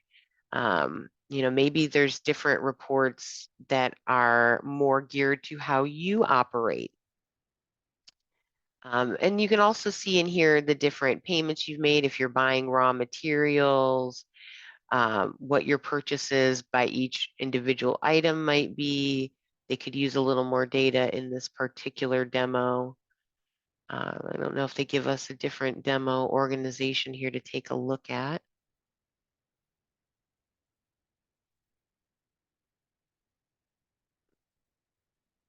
And you can see that it tells you here that for the demo account, the actions you can perform are limited. What I'll also warn you is that sometimes the performance on these demos isn't what you'd see in production, meaning that they don't put a lot of resources into the demo. It's not necessarily running on the fastest server on the back end, but it's just to kind of get your feet wet with what the system might be like for you and how you might develop your use of the inventory product.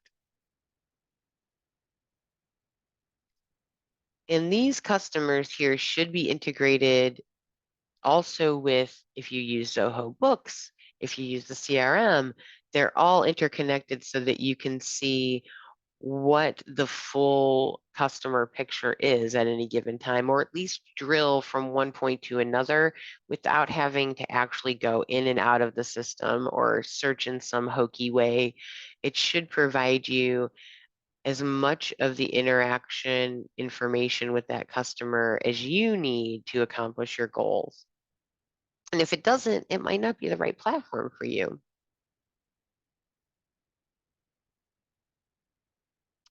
So that's kind of a peek at one of the free available inventory platforms here at Zoho. Again, you've got other options to take a look at, or you can work with what you got. And just like with the other tools, you're going to have to find out what needs you have by mapping out your processes and determining what features are important to your business.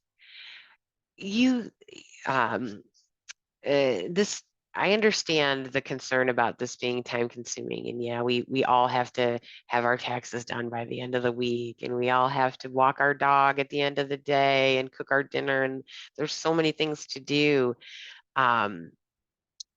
It's putting in that upfront effort that can save you the time on the back end. So that's where my consideration is now. I'm starting out my small business, and I want it to be as healthy and successful as possible. What I don't want is for it to be built on sand, where I have processes and functions that could be washed away at any time. So putting that effort in, as hard as it may be, can really pay off. Just like the other platforms, you want to be really careful to consider your integrations. The security and inventory systems should be a high priority, because it's going to be interconnected with your payments process and with your customer data process. So make sure that you're getting support if you need it from this platform. If you're going with maybe a standalone platform that's installed on a computer and not online, and or utilizing the spreadsheet, building that out to work your process, you're not necessarily going to get the functionality out of it that you would get from a platform. So you have to consider that. You have to keep that secure yourself. You have to maintain and update that. All of this can cost you time. So that might be the trade into paying for a better platform, is that it's going to save you the time of having to do all these other things. And you might need help with deployment and implementation, even with the purchasing process. Sometimes, maybe you want to outsource someone finding out what your business requirements are. We're going to talk about some options that you have for doing that. So before we move into the people part, are there any questions on what we've covered so far? And Sue, I did mute you if you have a question, because you had to walk away, but we'll just take a little pause. I deserved muting. I apologize. It's harder when there's 5 people doing it at the same time. It's not hard when there's 1. All right. Well, since we have an hour left and a lot more to cover with people, let's keep on going. So, employees, this is an accurate depiction of me on any given day.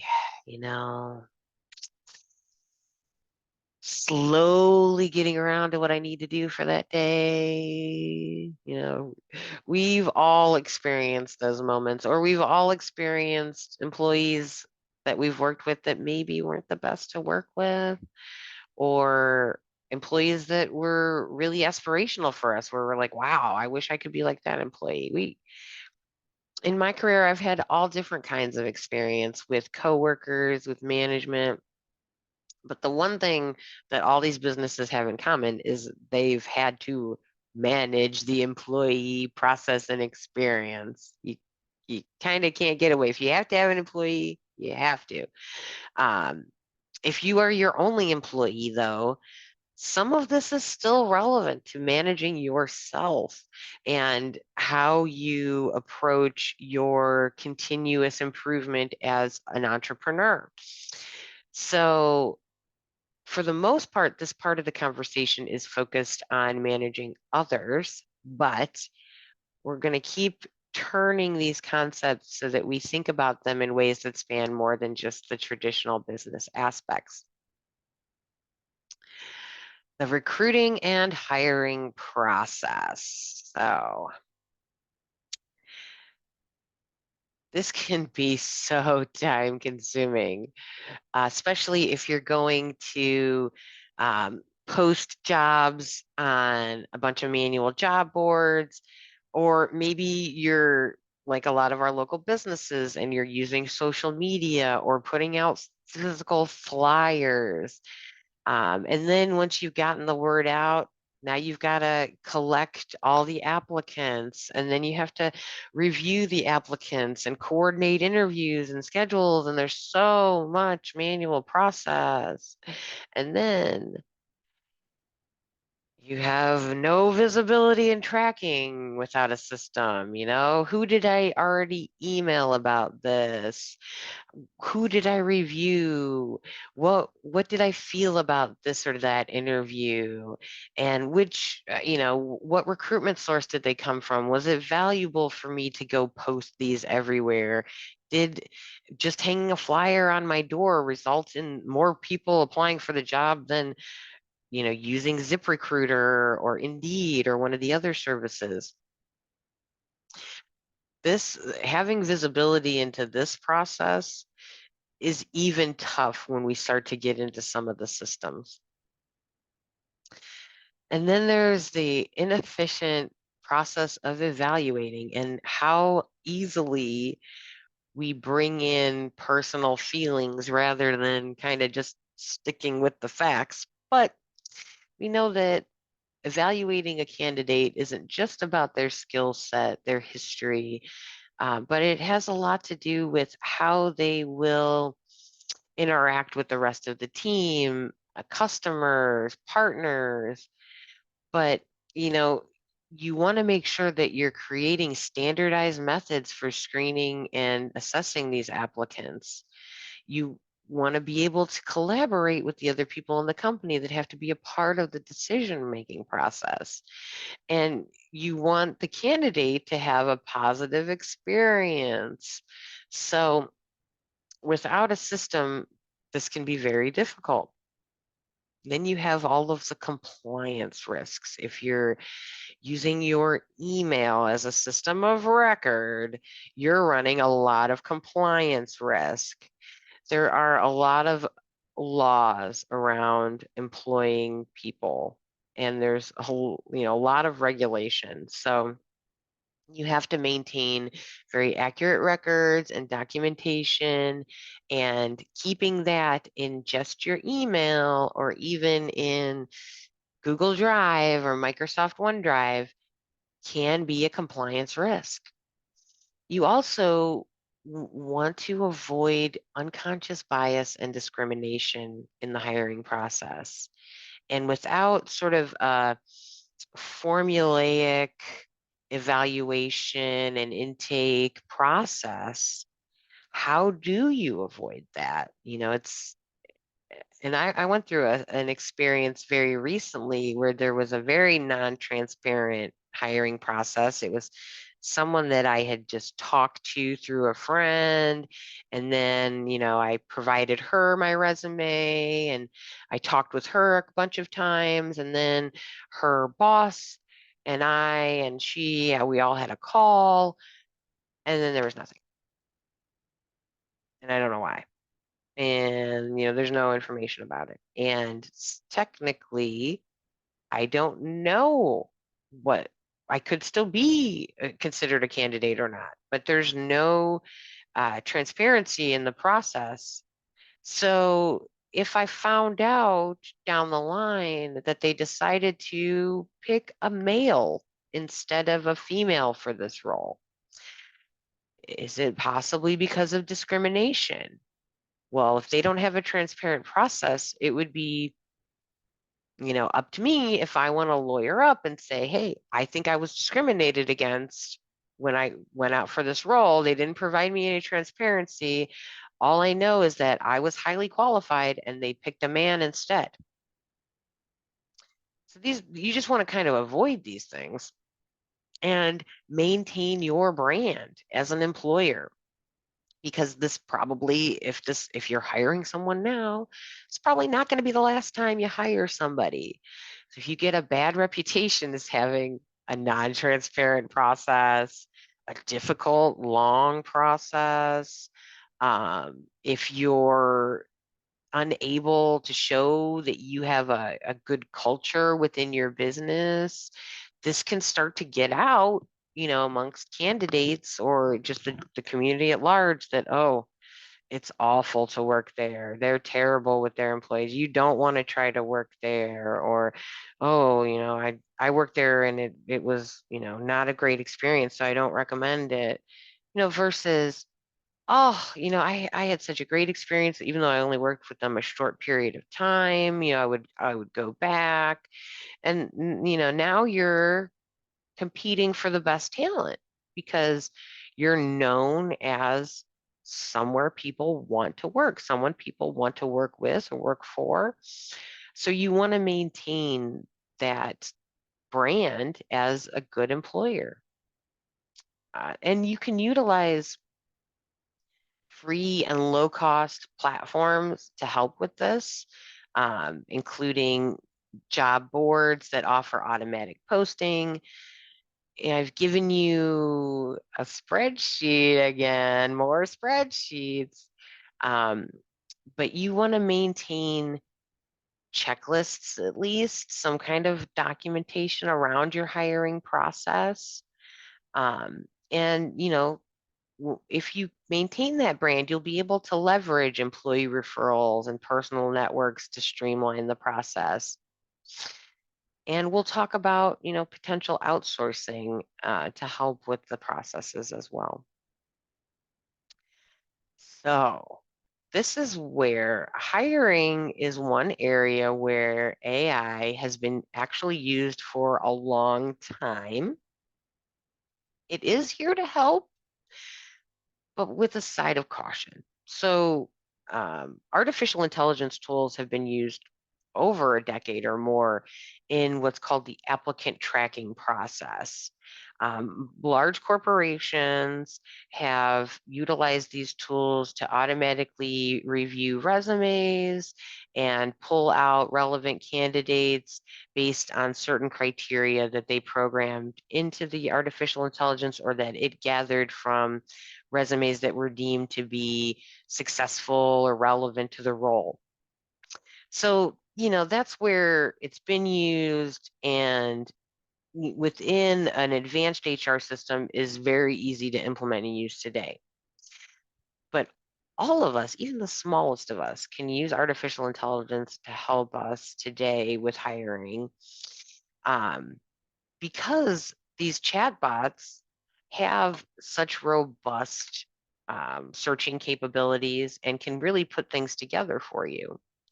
So I'm going to show you a fun example of using artificial intelligence to help me with the job posting and candidate process.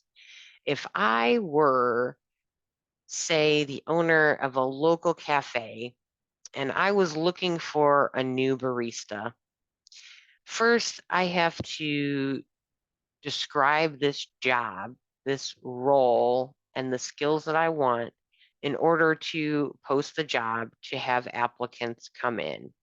Because I'm just starting off, I don't have a pile of resumes of baristas ready to go and look at. I need to put something out there. So, instead of me spending my time, I'm going to ask AI to do this for me. So I've picked Claude AI today, but I'm also going to show you how ChatGPT and Microsoft Copilot, how they all react to the same sets of questions. And this is where you're going to understand why I say with a side of caution, because, and I mentioned this in the other classes too, AI hallucination is a real thing. It will outright lie to you. It will provide you with links that don't work. It will say things that aren't true with, demonstrative honesty, it seems. But no, AI doesn't know what it doesn't know. And it's hard sometimes for you to know what AI doesn't know. So you want to be cautious that you're reviewing everything that it's providing you and that it makes sense. And if at all possible, that you're verifying it through a third source, because the ability to be inaccurate is high. So let's ask Claude. I need to hire a barista to work in my small cafe in Pacific County, Washington. What skills would I need to evaluate in a potential employee? And before I send this, I'm going to copy it because we're going to send the same question to the other chat bots.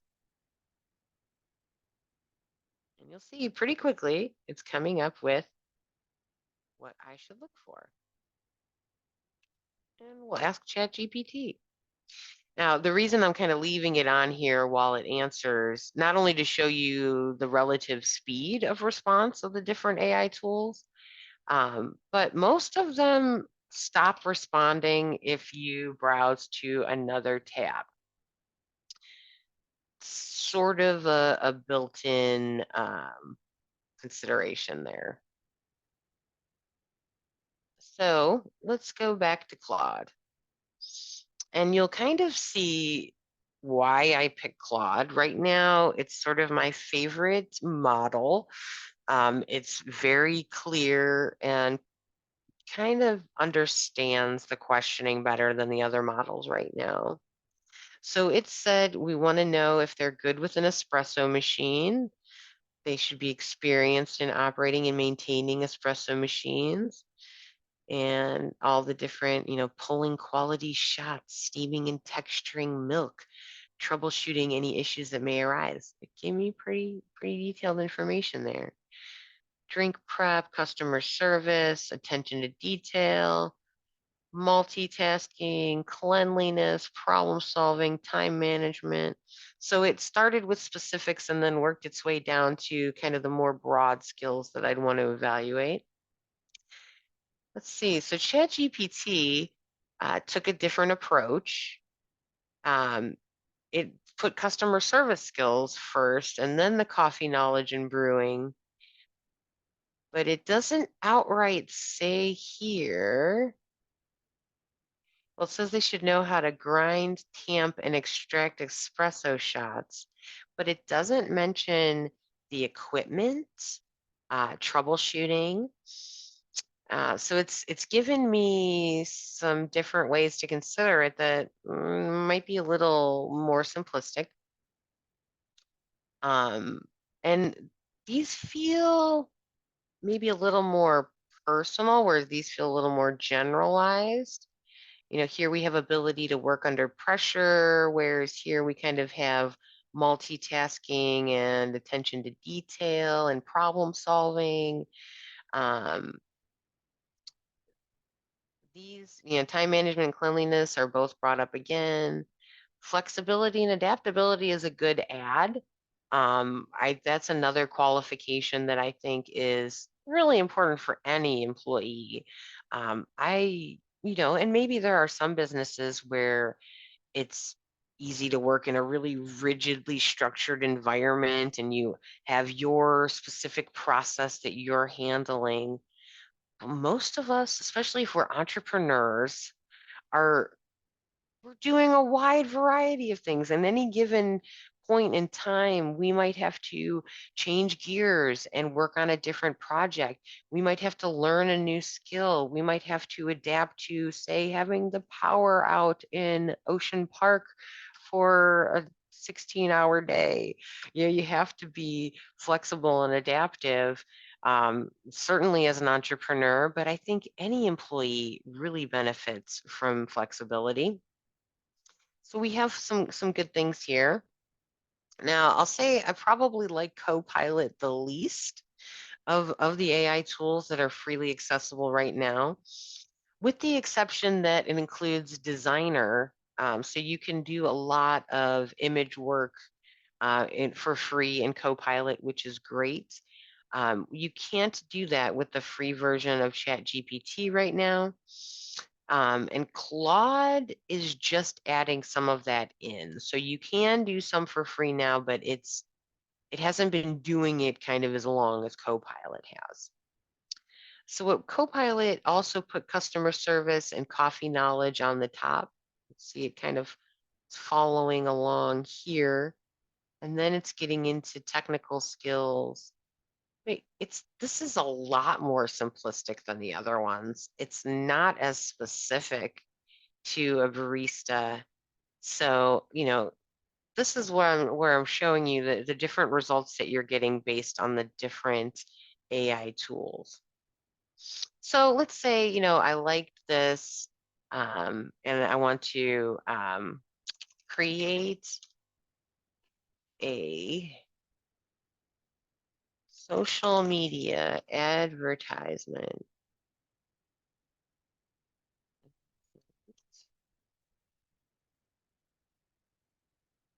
for this role, asking for applicants to respond in the next month for consideration. Be as detailed as possible while still fitting in the constraints of a social media post, because sometimes they can be a little too wordy. The more specific that you get with the chat bots, the better the results you tend to get. I think this is even a little too long still. But let's see what it says. Oh, and they often include cute emojis too, which can be eye-catching on social media. So here it says, barista wanted, small locally owned cafe in Pacific County is seeking an experienced barista to join our team. It guessed here that I wanted at least 1 year of experience, but this would be really easy for me to change if I wanted more. Excellent customer service skills, attention to details. It's a little broad.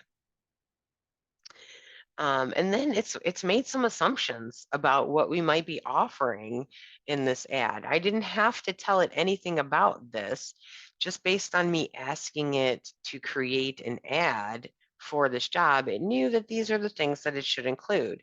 So now I can tweak this to meet my specific business needs. Instead of having to write this whole thing, I just had AI do it in a few minutes, and I just have to tweak it to meet my needs. So now I want to create a questionnaire for potential candidates to fill out for this role. And I didn't even have to spell questionnaire right. It knew what I was asking. So it only asked 10 questions here. I might want more or less. I could tell it to add more questions. Let's say add more questions about flexibility and time management, because that's something that's important to us here on the peninsula, is being able to be flexible with your schedule. Usually we have some interesting shifts that can occur around here. So now I can just create a questionnaire or drop this in a Word doc and ask a candidate to send me back these answers. And just to take it a step further, let's say provide example answers for this questionnaire as if you were an applicant.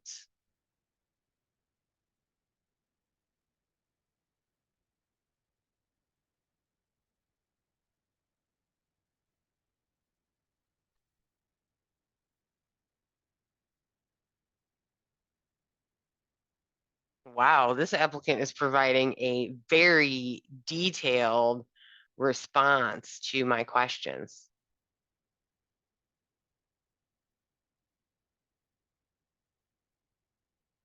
So now let's say based on these responses, evaluate the candidate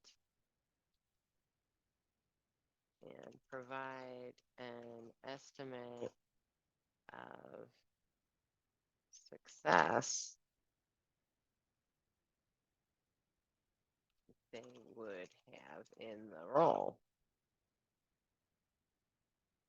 So in this case, you'd create the questionnaire and send it out, get the response back and paste it in and say that, evaluate this. So they've given us this candidate, Emily Johnson. And now after, reviewing all of her response, it's provided me, instead of me having to even read through her questions, I have this very quick 4-point thing to read. And at the end, based on her comprehensive responses, I estimate that she would have a very high likelihood of success in the barista role at your cafe. Her technical skills, customer service orientation, flexibility, and overall fit would make her an exceptionally strong candidate for this role. So now we know we probably want to interview this person. And all we had to do was ask a couple questions in less than 10 minutes to AI, and we didn't have to type any of this. Now let's play around with this a little bit. Let's say I wanted to go back to the questionnaire. And I'm going to use a text editor here to take out the AI formatting real quick before I drop this into the Copilot for response. So we're going to say provide responses to the following questions as if you were someone with no prior experience with food, coffee, or people. Instead, your working history is all software development. And let's see what it does.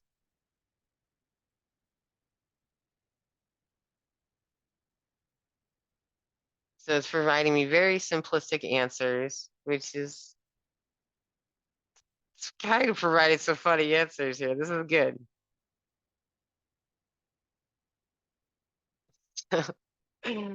First, it's Code Brewster. Love it. I love how AI's got a sense of humor. That's fun.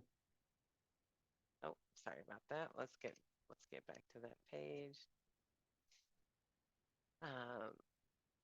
They don't have a phone or email address, but they promise they'll be prompt in serving virtual coffee. This is hilarious. My previous brews were all code related. Those are like serious black boxes to coffee. Oh wow, this is hilarious. I didn't ask it to be funny, by the way. This is just what it provided. So let's take this and let's ask Claude the same thing to evaluate this new candidate's responses below and provide the same type of evaluation regarding the potential success of this candidate.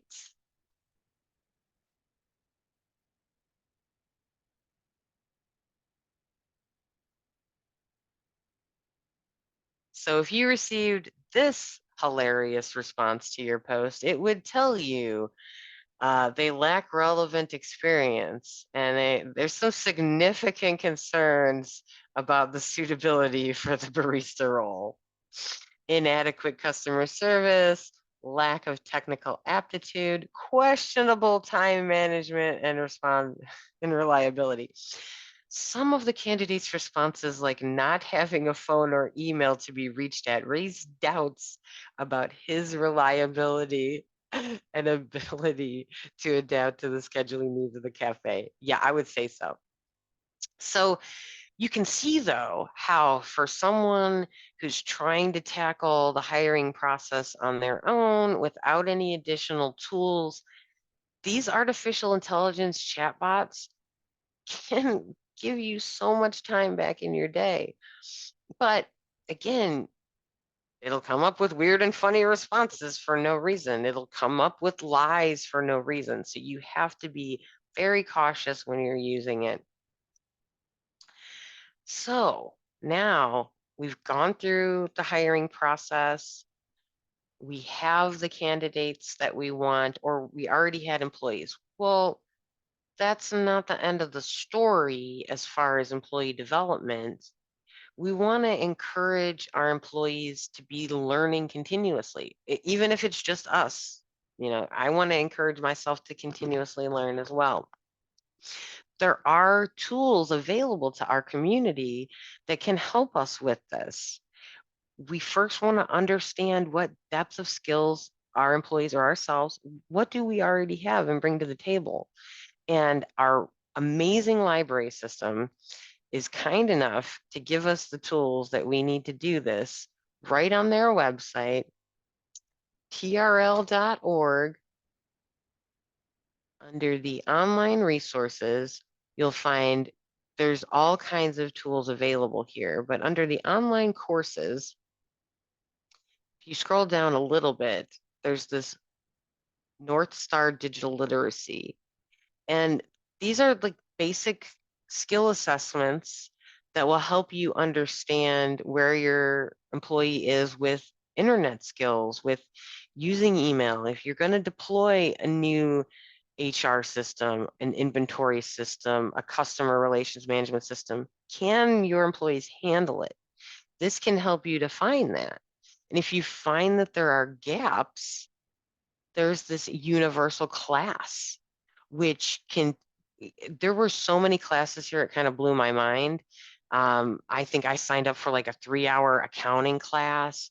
I mean, it covered almost, all your typical software that you'll see, like I said, accounting and bookkeeping, human resources, these building out these processes before you have a system or understanding the kind of system that you need. There's resources here for you to build that out. But what about other skills that your employees need? The Washington Small Business Development Center has tools to help you. The Pacific County Economic Development Council has tools to help you, not only this class, but other training mechanisms that they can help you with. So at the end of the day, I wasn't done with that one. Encourage your employees to continue to expand their skills, because even though I know a lot of employers feel like there's a risk, if my employees know too much, they'll go looking for a better job. There's always that potential. But if you've made yourself the employer of choice, you've given them the opportunity to learn and grow and expand their skill set, they're probably going to use those skills to better your business before they go somewhere else. And if they do go somewhere else, at least you're getting their feedback. You're getting them to be an influencer and refer other people. Cultivating someone's growth is always beneficial for you too. Whether you're an employer, a friend, you're like me, you're a teacher, there's a lot of benefit in building up other people's skills. I always said when I worked in the corporate world that I wanted to work myself out of a job. I wanted to train everybody so that they knew everything that I knew. I wanted to automate all my processes so that things would just automatically flow so that I could move on to doing more interesting, creative, in-depth, or thought-provoking things.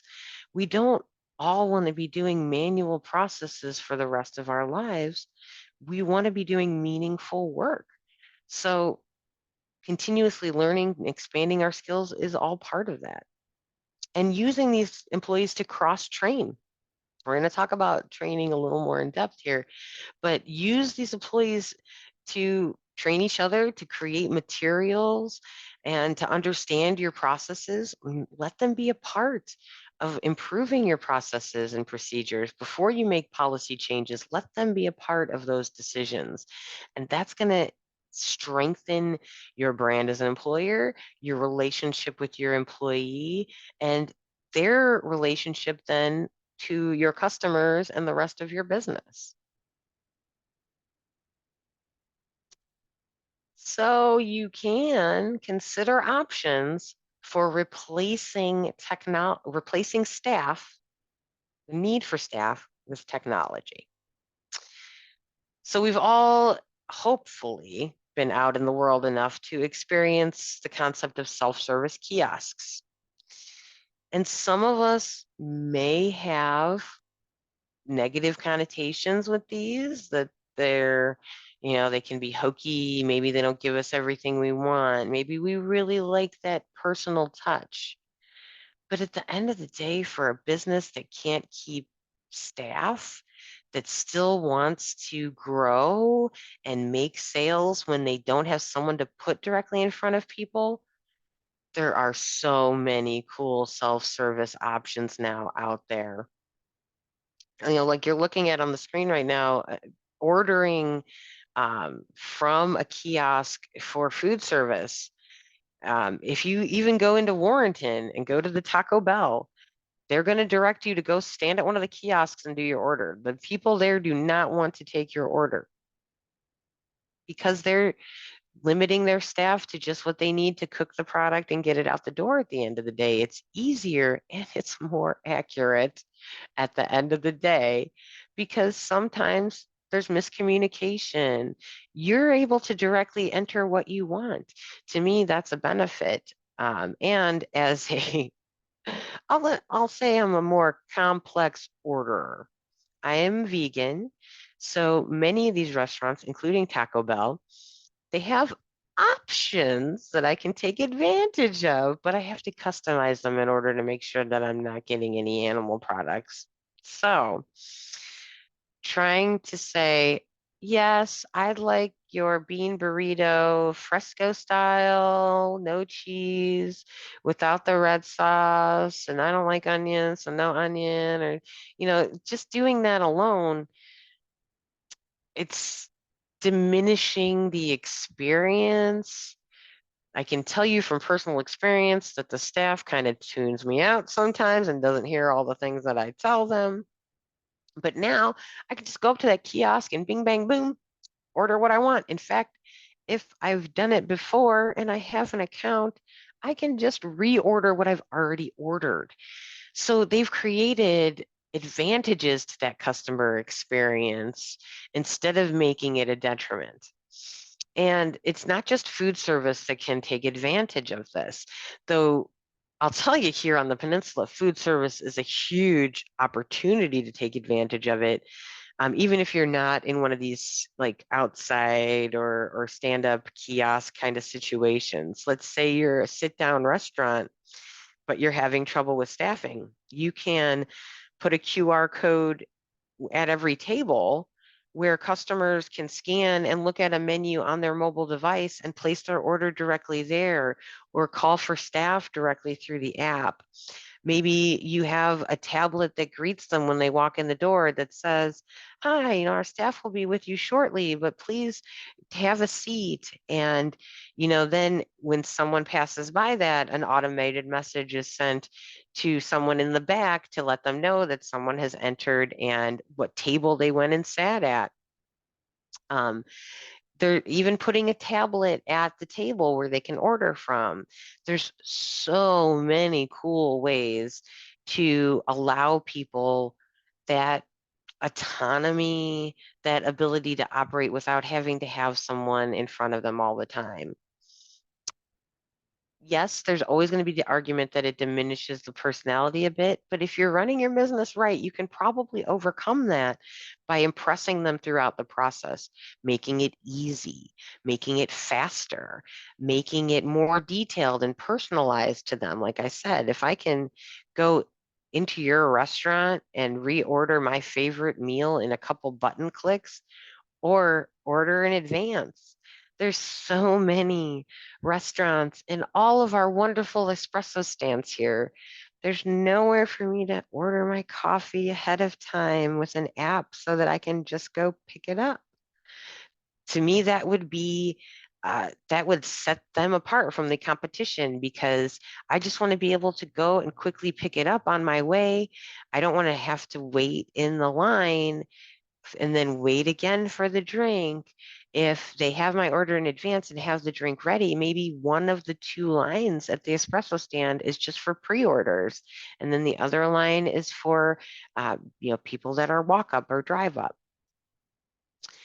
Automated reordering, your customers that are getting regular product from you, giving them the ability to set that up as an automated reoccurring transaction within your system. If you're using like Square or WooCommerce, you can do these things that'll help your customers keep getting more service from you without you having to do more to get more of their business.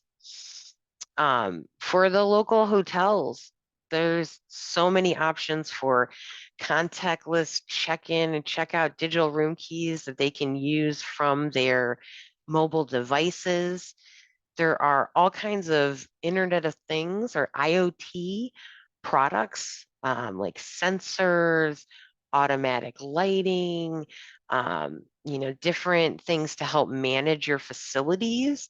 If you need to monitor temperature and location, there are automatic devices that'll send you alerts when there's a temperature drop. I can even get my home automation to tell me if there's a water leak in my laundry room because it has a water detection feature. So these devices are becoming more and more superfluous to our existence, and they're here to help us. So make sure your business is utilizing as much of these advanced technology tools as it can to avoid having to have amounts of staff that you can't sustain. Or here where things are seasonal and you're maybe upping staff during season instead of giving your staff that you have on all the time the right tools to handle that influx. In the first session, the first workshop, we talked about robotic process automation. So if you map out your processes, and I know again, we're talking about we have to map out our processes, we have to know what we're doing and before we know how we can improve it. And then you know which processes are repetitive, which processes could I automate? Could I use things on my website or on tablets in my facility that have automated virtual assistants when my customers need something? Um, if I'm sitting at a restaurant and there's a tablet there and I'm ready to check out and I can just swipe my card and do everything at that tablet. Now, no one had to come out from back and help me when they might be busy cooking someone else's meal. This could be the same of any service where maybe someone is at a station or they come up to your front counter and you can have a tablet there that asks them questions like, oh, I couldn't find something on your shelf. Where might it be? And it calls someone in the back to come out and find that item for the customer. So many different options.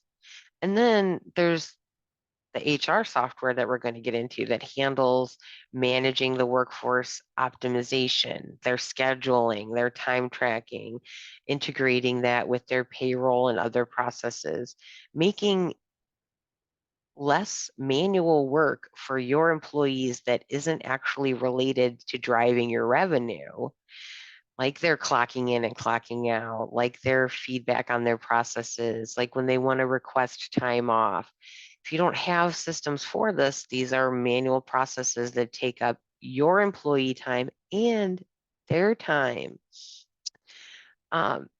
Take advantage of remote workers. So we're here on this beautiful peninsula and we don't want to move anywhere else, but maybe the people with the skills that we need aren't here. So there are marketplaces like Upwork and Fiverr, freelancer.com, where if there's a specific service that you're looking for, it might be feasible that you can have someone do that remotely. Common tasks for this are more administrative, maybe handling your order process, maybe updating your CRM. Um, they can serve to get things done with your business processes that you don't have time for. And oftentimes at a discounted rate than you would pay a physical employee that you'd have to have in your business. And you don't have the overhead of their sort of soft costs. You don't have any additional training costs. You don't have the same kind of communication needs. You don't have the same payroll needs or benefit needs because these are contractors. So you can benefit from a variety of skilled professionals around the globe using some of these platforms. And this, works the other way around too. If you're a service provider and you want to provide your services to businesses outside of the peninsula, you could utilize some of these platforms to gain more customers. So it's something to consider.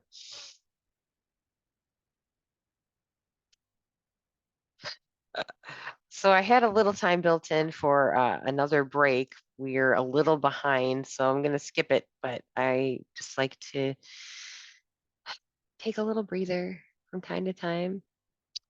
Sue, do you have any questions while I'm taking a pause? It's funny. I don't, but I gotta tell you you've gone on a long time without a break. I'm pretty proud of you. So, um, maybe we should just call it. It's Why, just you, unless you have a lot of material you haven't still covered. yeah, we've got a little more to still cover.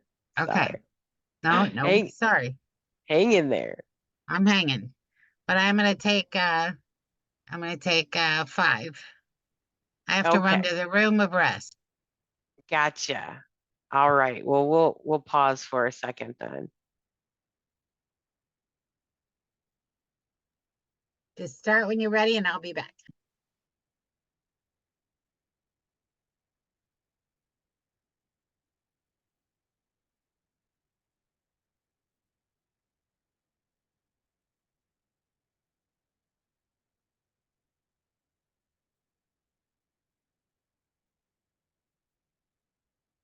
Well, since we have about 15 minutes left, I'm going to go ahead and get started while Sue's still away. But let's talk about onboarding and training. So we talked about continuous learning.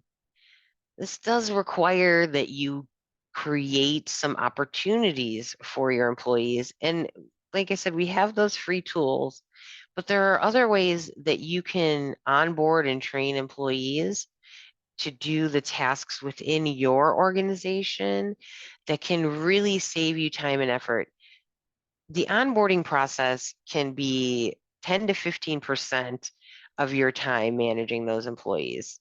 You're putting a lot of effort into getting them ready, and there are a lot of ways that technology can streamline that.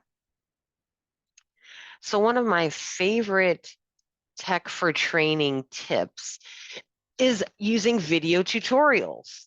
So here I am on Zoom, making a video with you, showing you all this fun stuff about CRM and HR and inventory. And this video will be available to people that weren't able to join the meeting.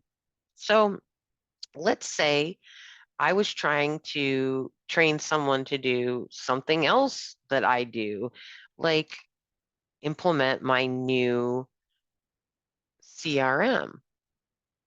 So I'm going to use the CRM to create a new contact.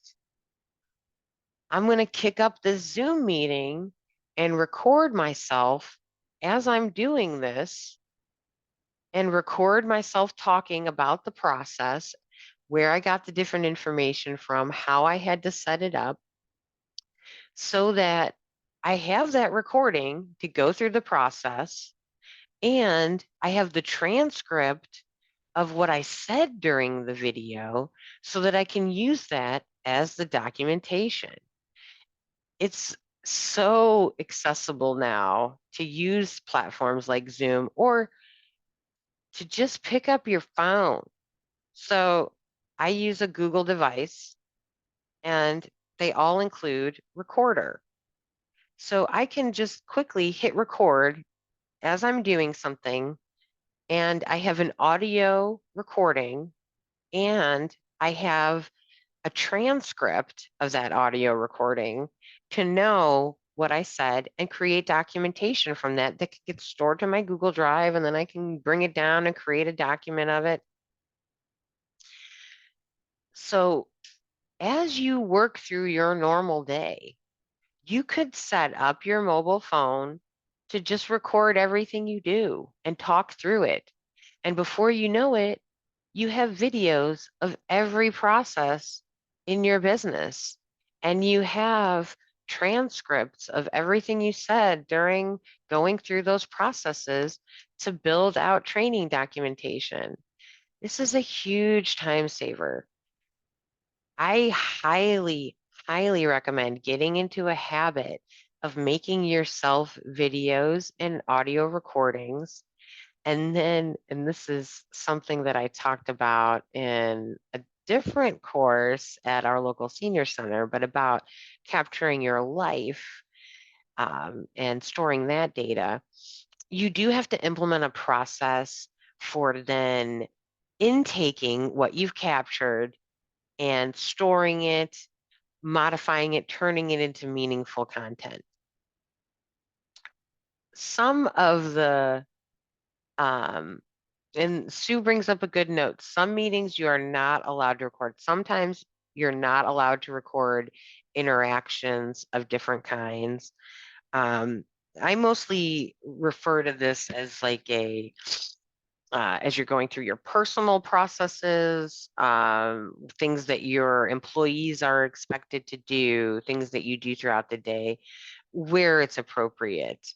Um, Obviously, you need to be cautious of recording any customer data, employee data, or other sensitive business data.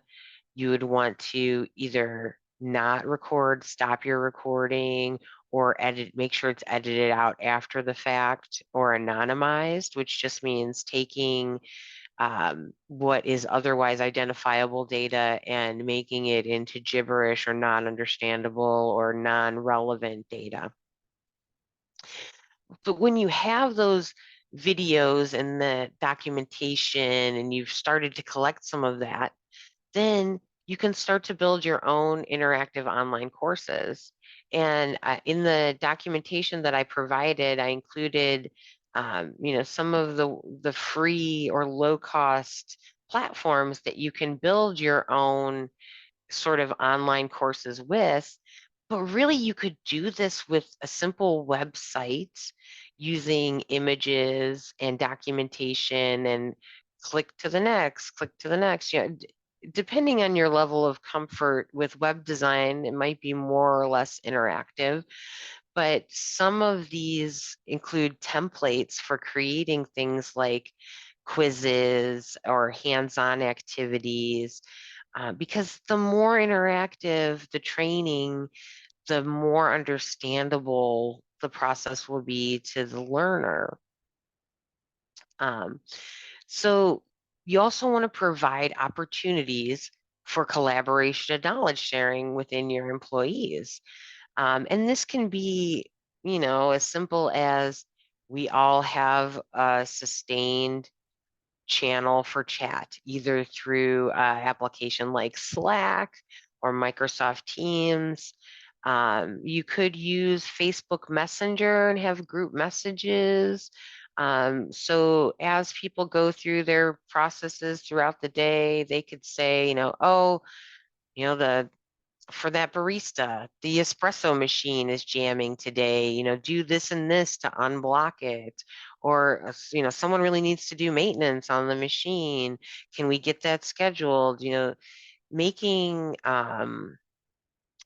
these platforms accessible for your employees is going to start to collect data that you can then use to build out better training and better processes and onboarding checklists.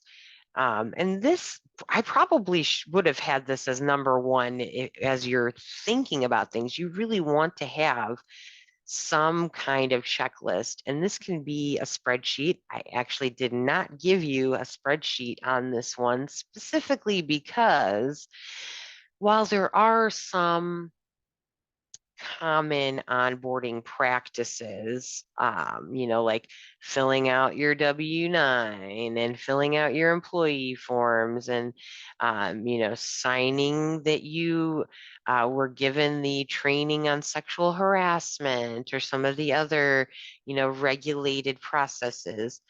Most employee onboarding checklists are specific to the role that you're training them for. So again, and you're going to be like, Lynn, stop banging in my head. You do have to map out your business processes in order to build an onboarding process and a checklist that supports that onboarding process. And making aids. So this could be, simple printouts of, hey, every time you use this espresso machine, you do this first, you unplug it, you plug it back in, you pour the water in, you check this level. I have never used a barista machine, so I don't know what the exact process is again. But if I have a job aid that I can go back to easily, and I would not recommend it be print because print is, it means you're going to have to um, print it out every time you update it, and processes get updated pretty regularly. If it's accessible to them on a mobile device or on a system that they're regularly working on, then it's there in front of their face all the time, and they can also collaborate with you to make it better. Having a digital manual in general, not a lot of people handwrite a manual. So the concept that you've already typed out this manual, but it's just siloed away in someone's desktop, is silly. You want to make that accessible to everyone. And the last point here, gamified training. So this is kind of a newer concept, but it's become very popular, especially in techie industries. So there's these different platforms where you can create fun quizzes and challenges.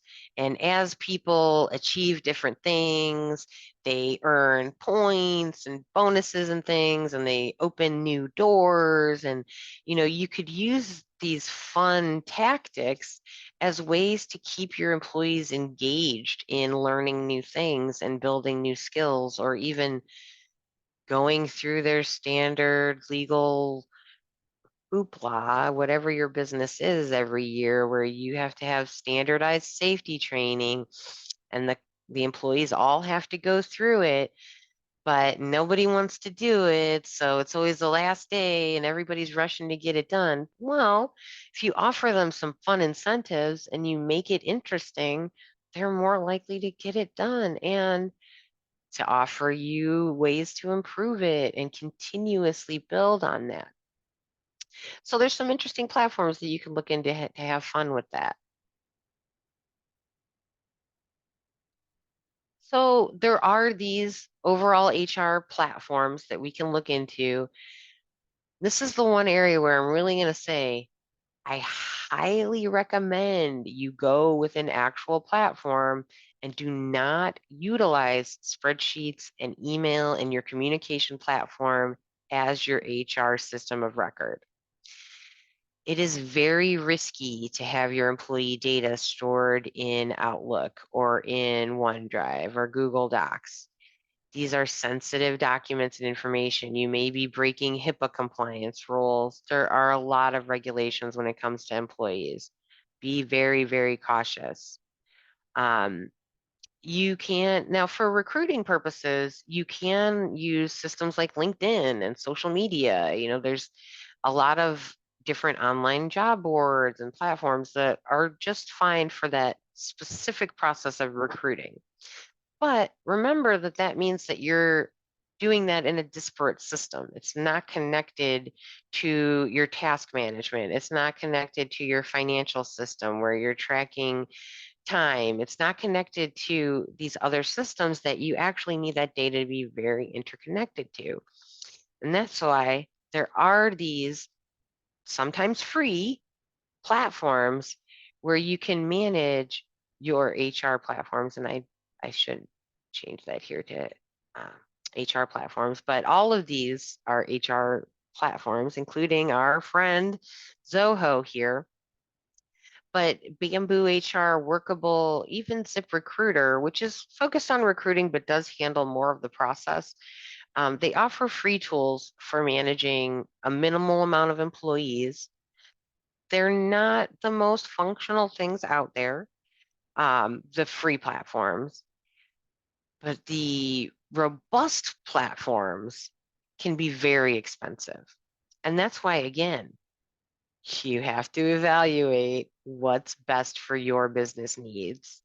And definitely watch out for security and what your support is on these HR systems, because these are critical to your businesses. They are highly integrated with your financial system and your other systems.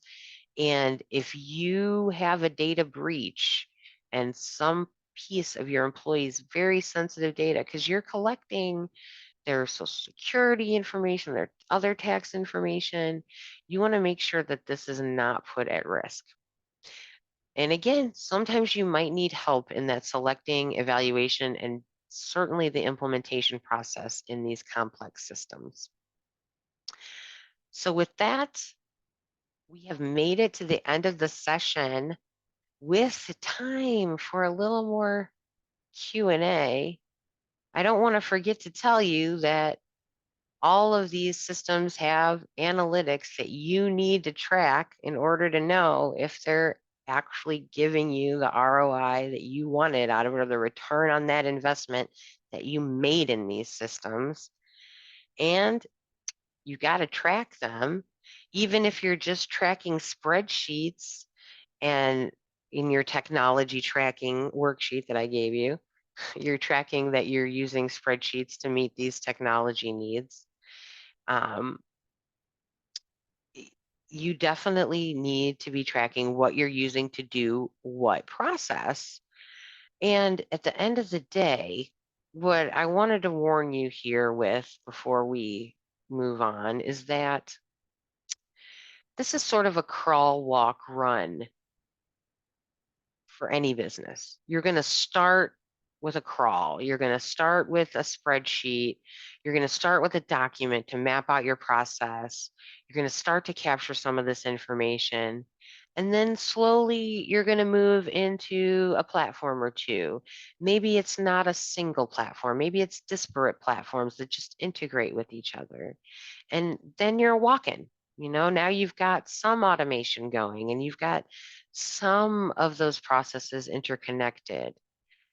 Then you want to get to eventually being in that run phase, where as many of your processes as possible are automated in wholly interconnected platforms that offer you robust reporting and analytics, so you know all the data you need to know at the touch of a finger, and everything is managed and supported, and you have limited your risks.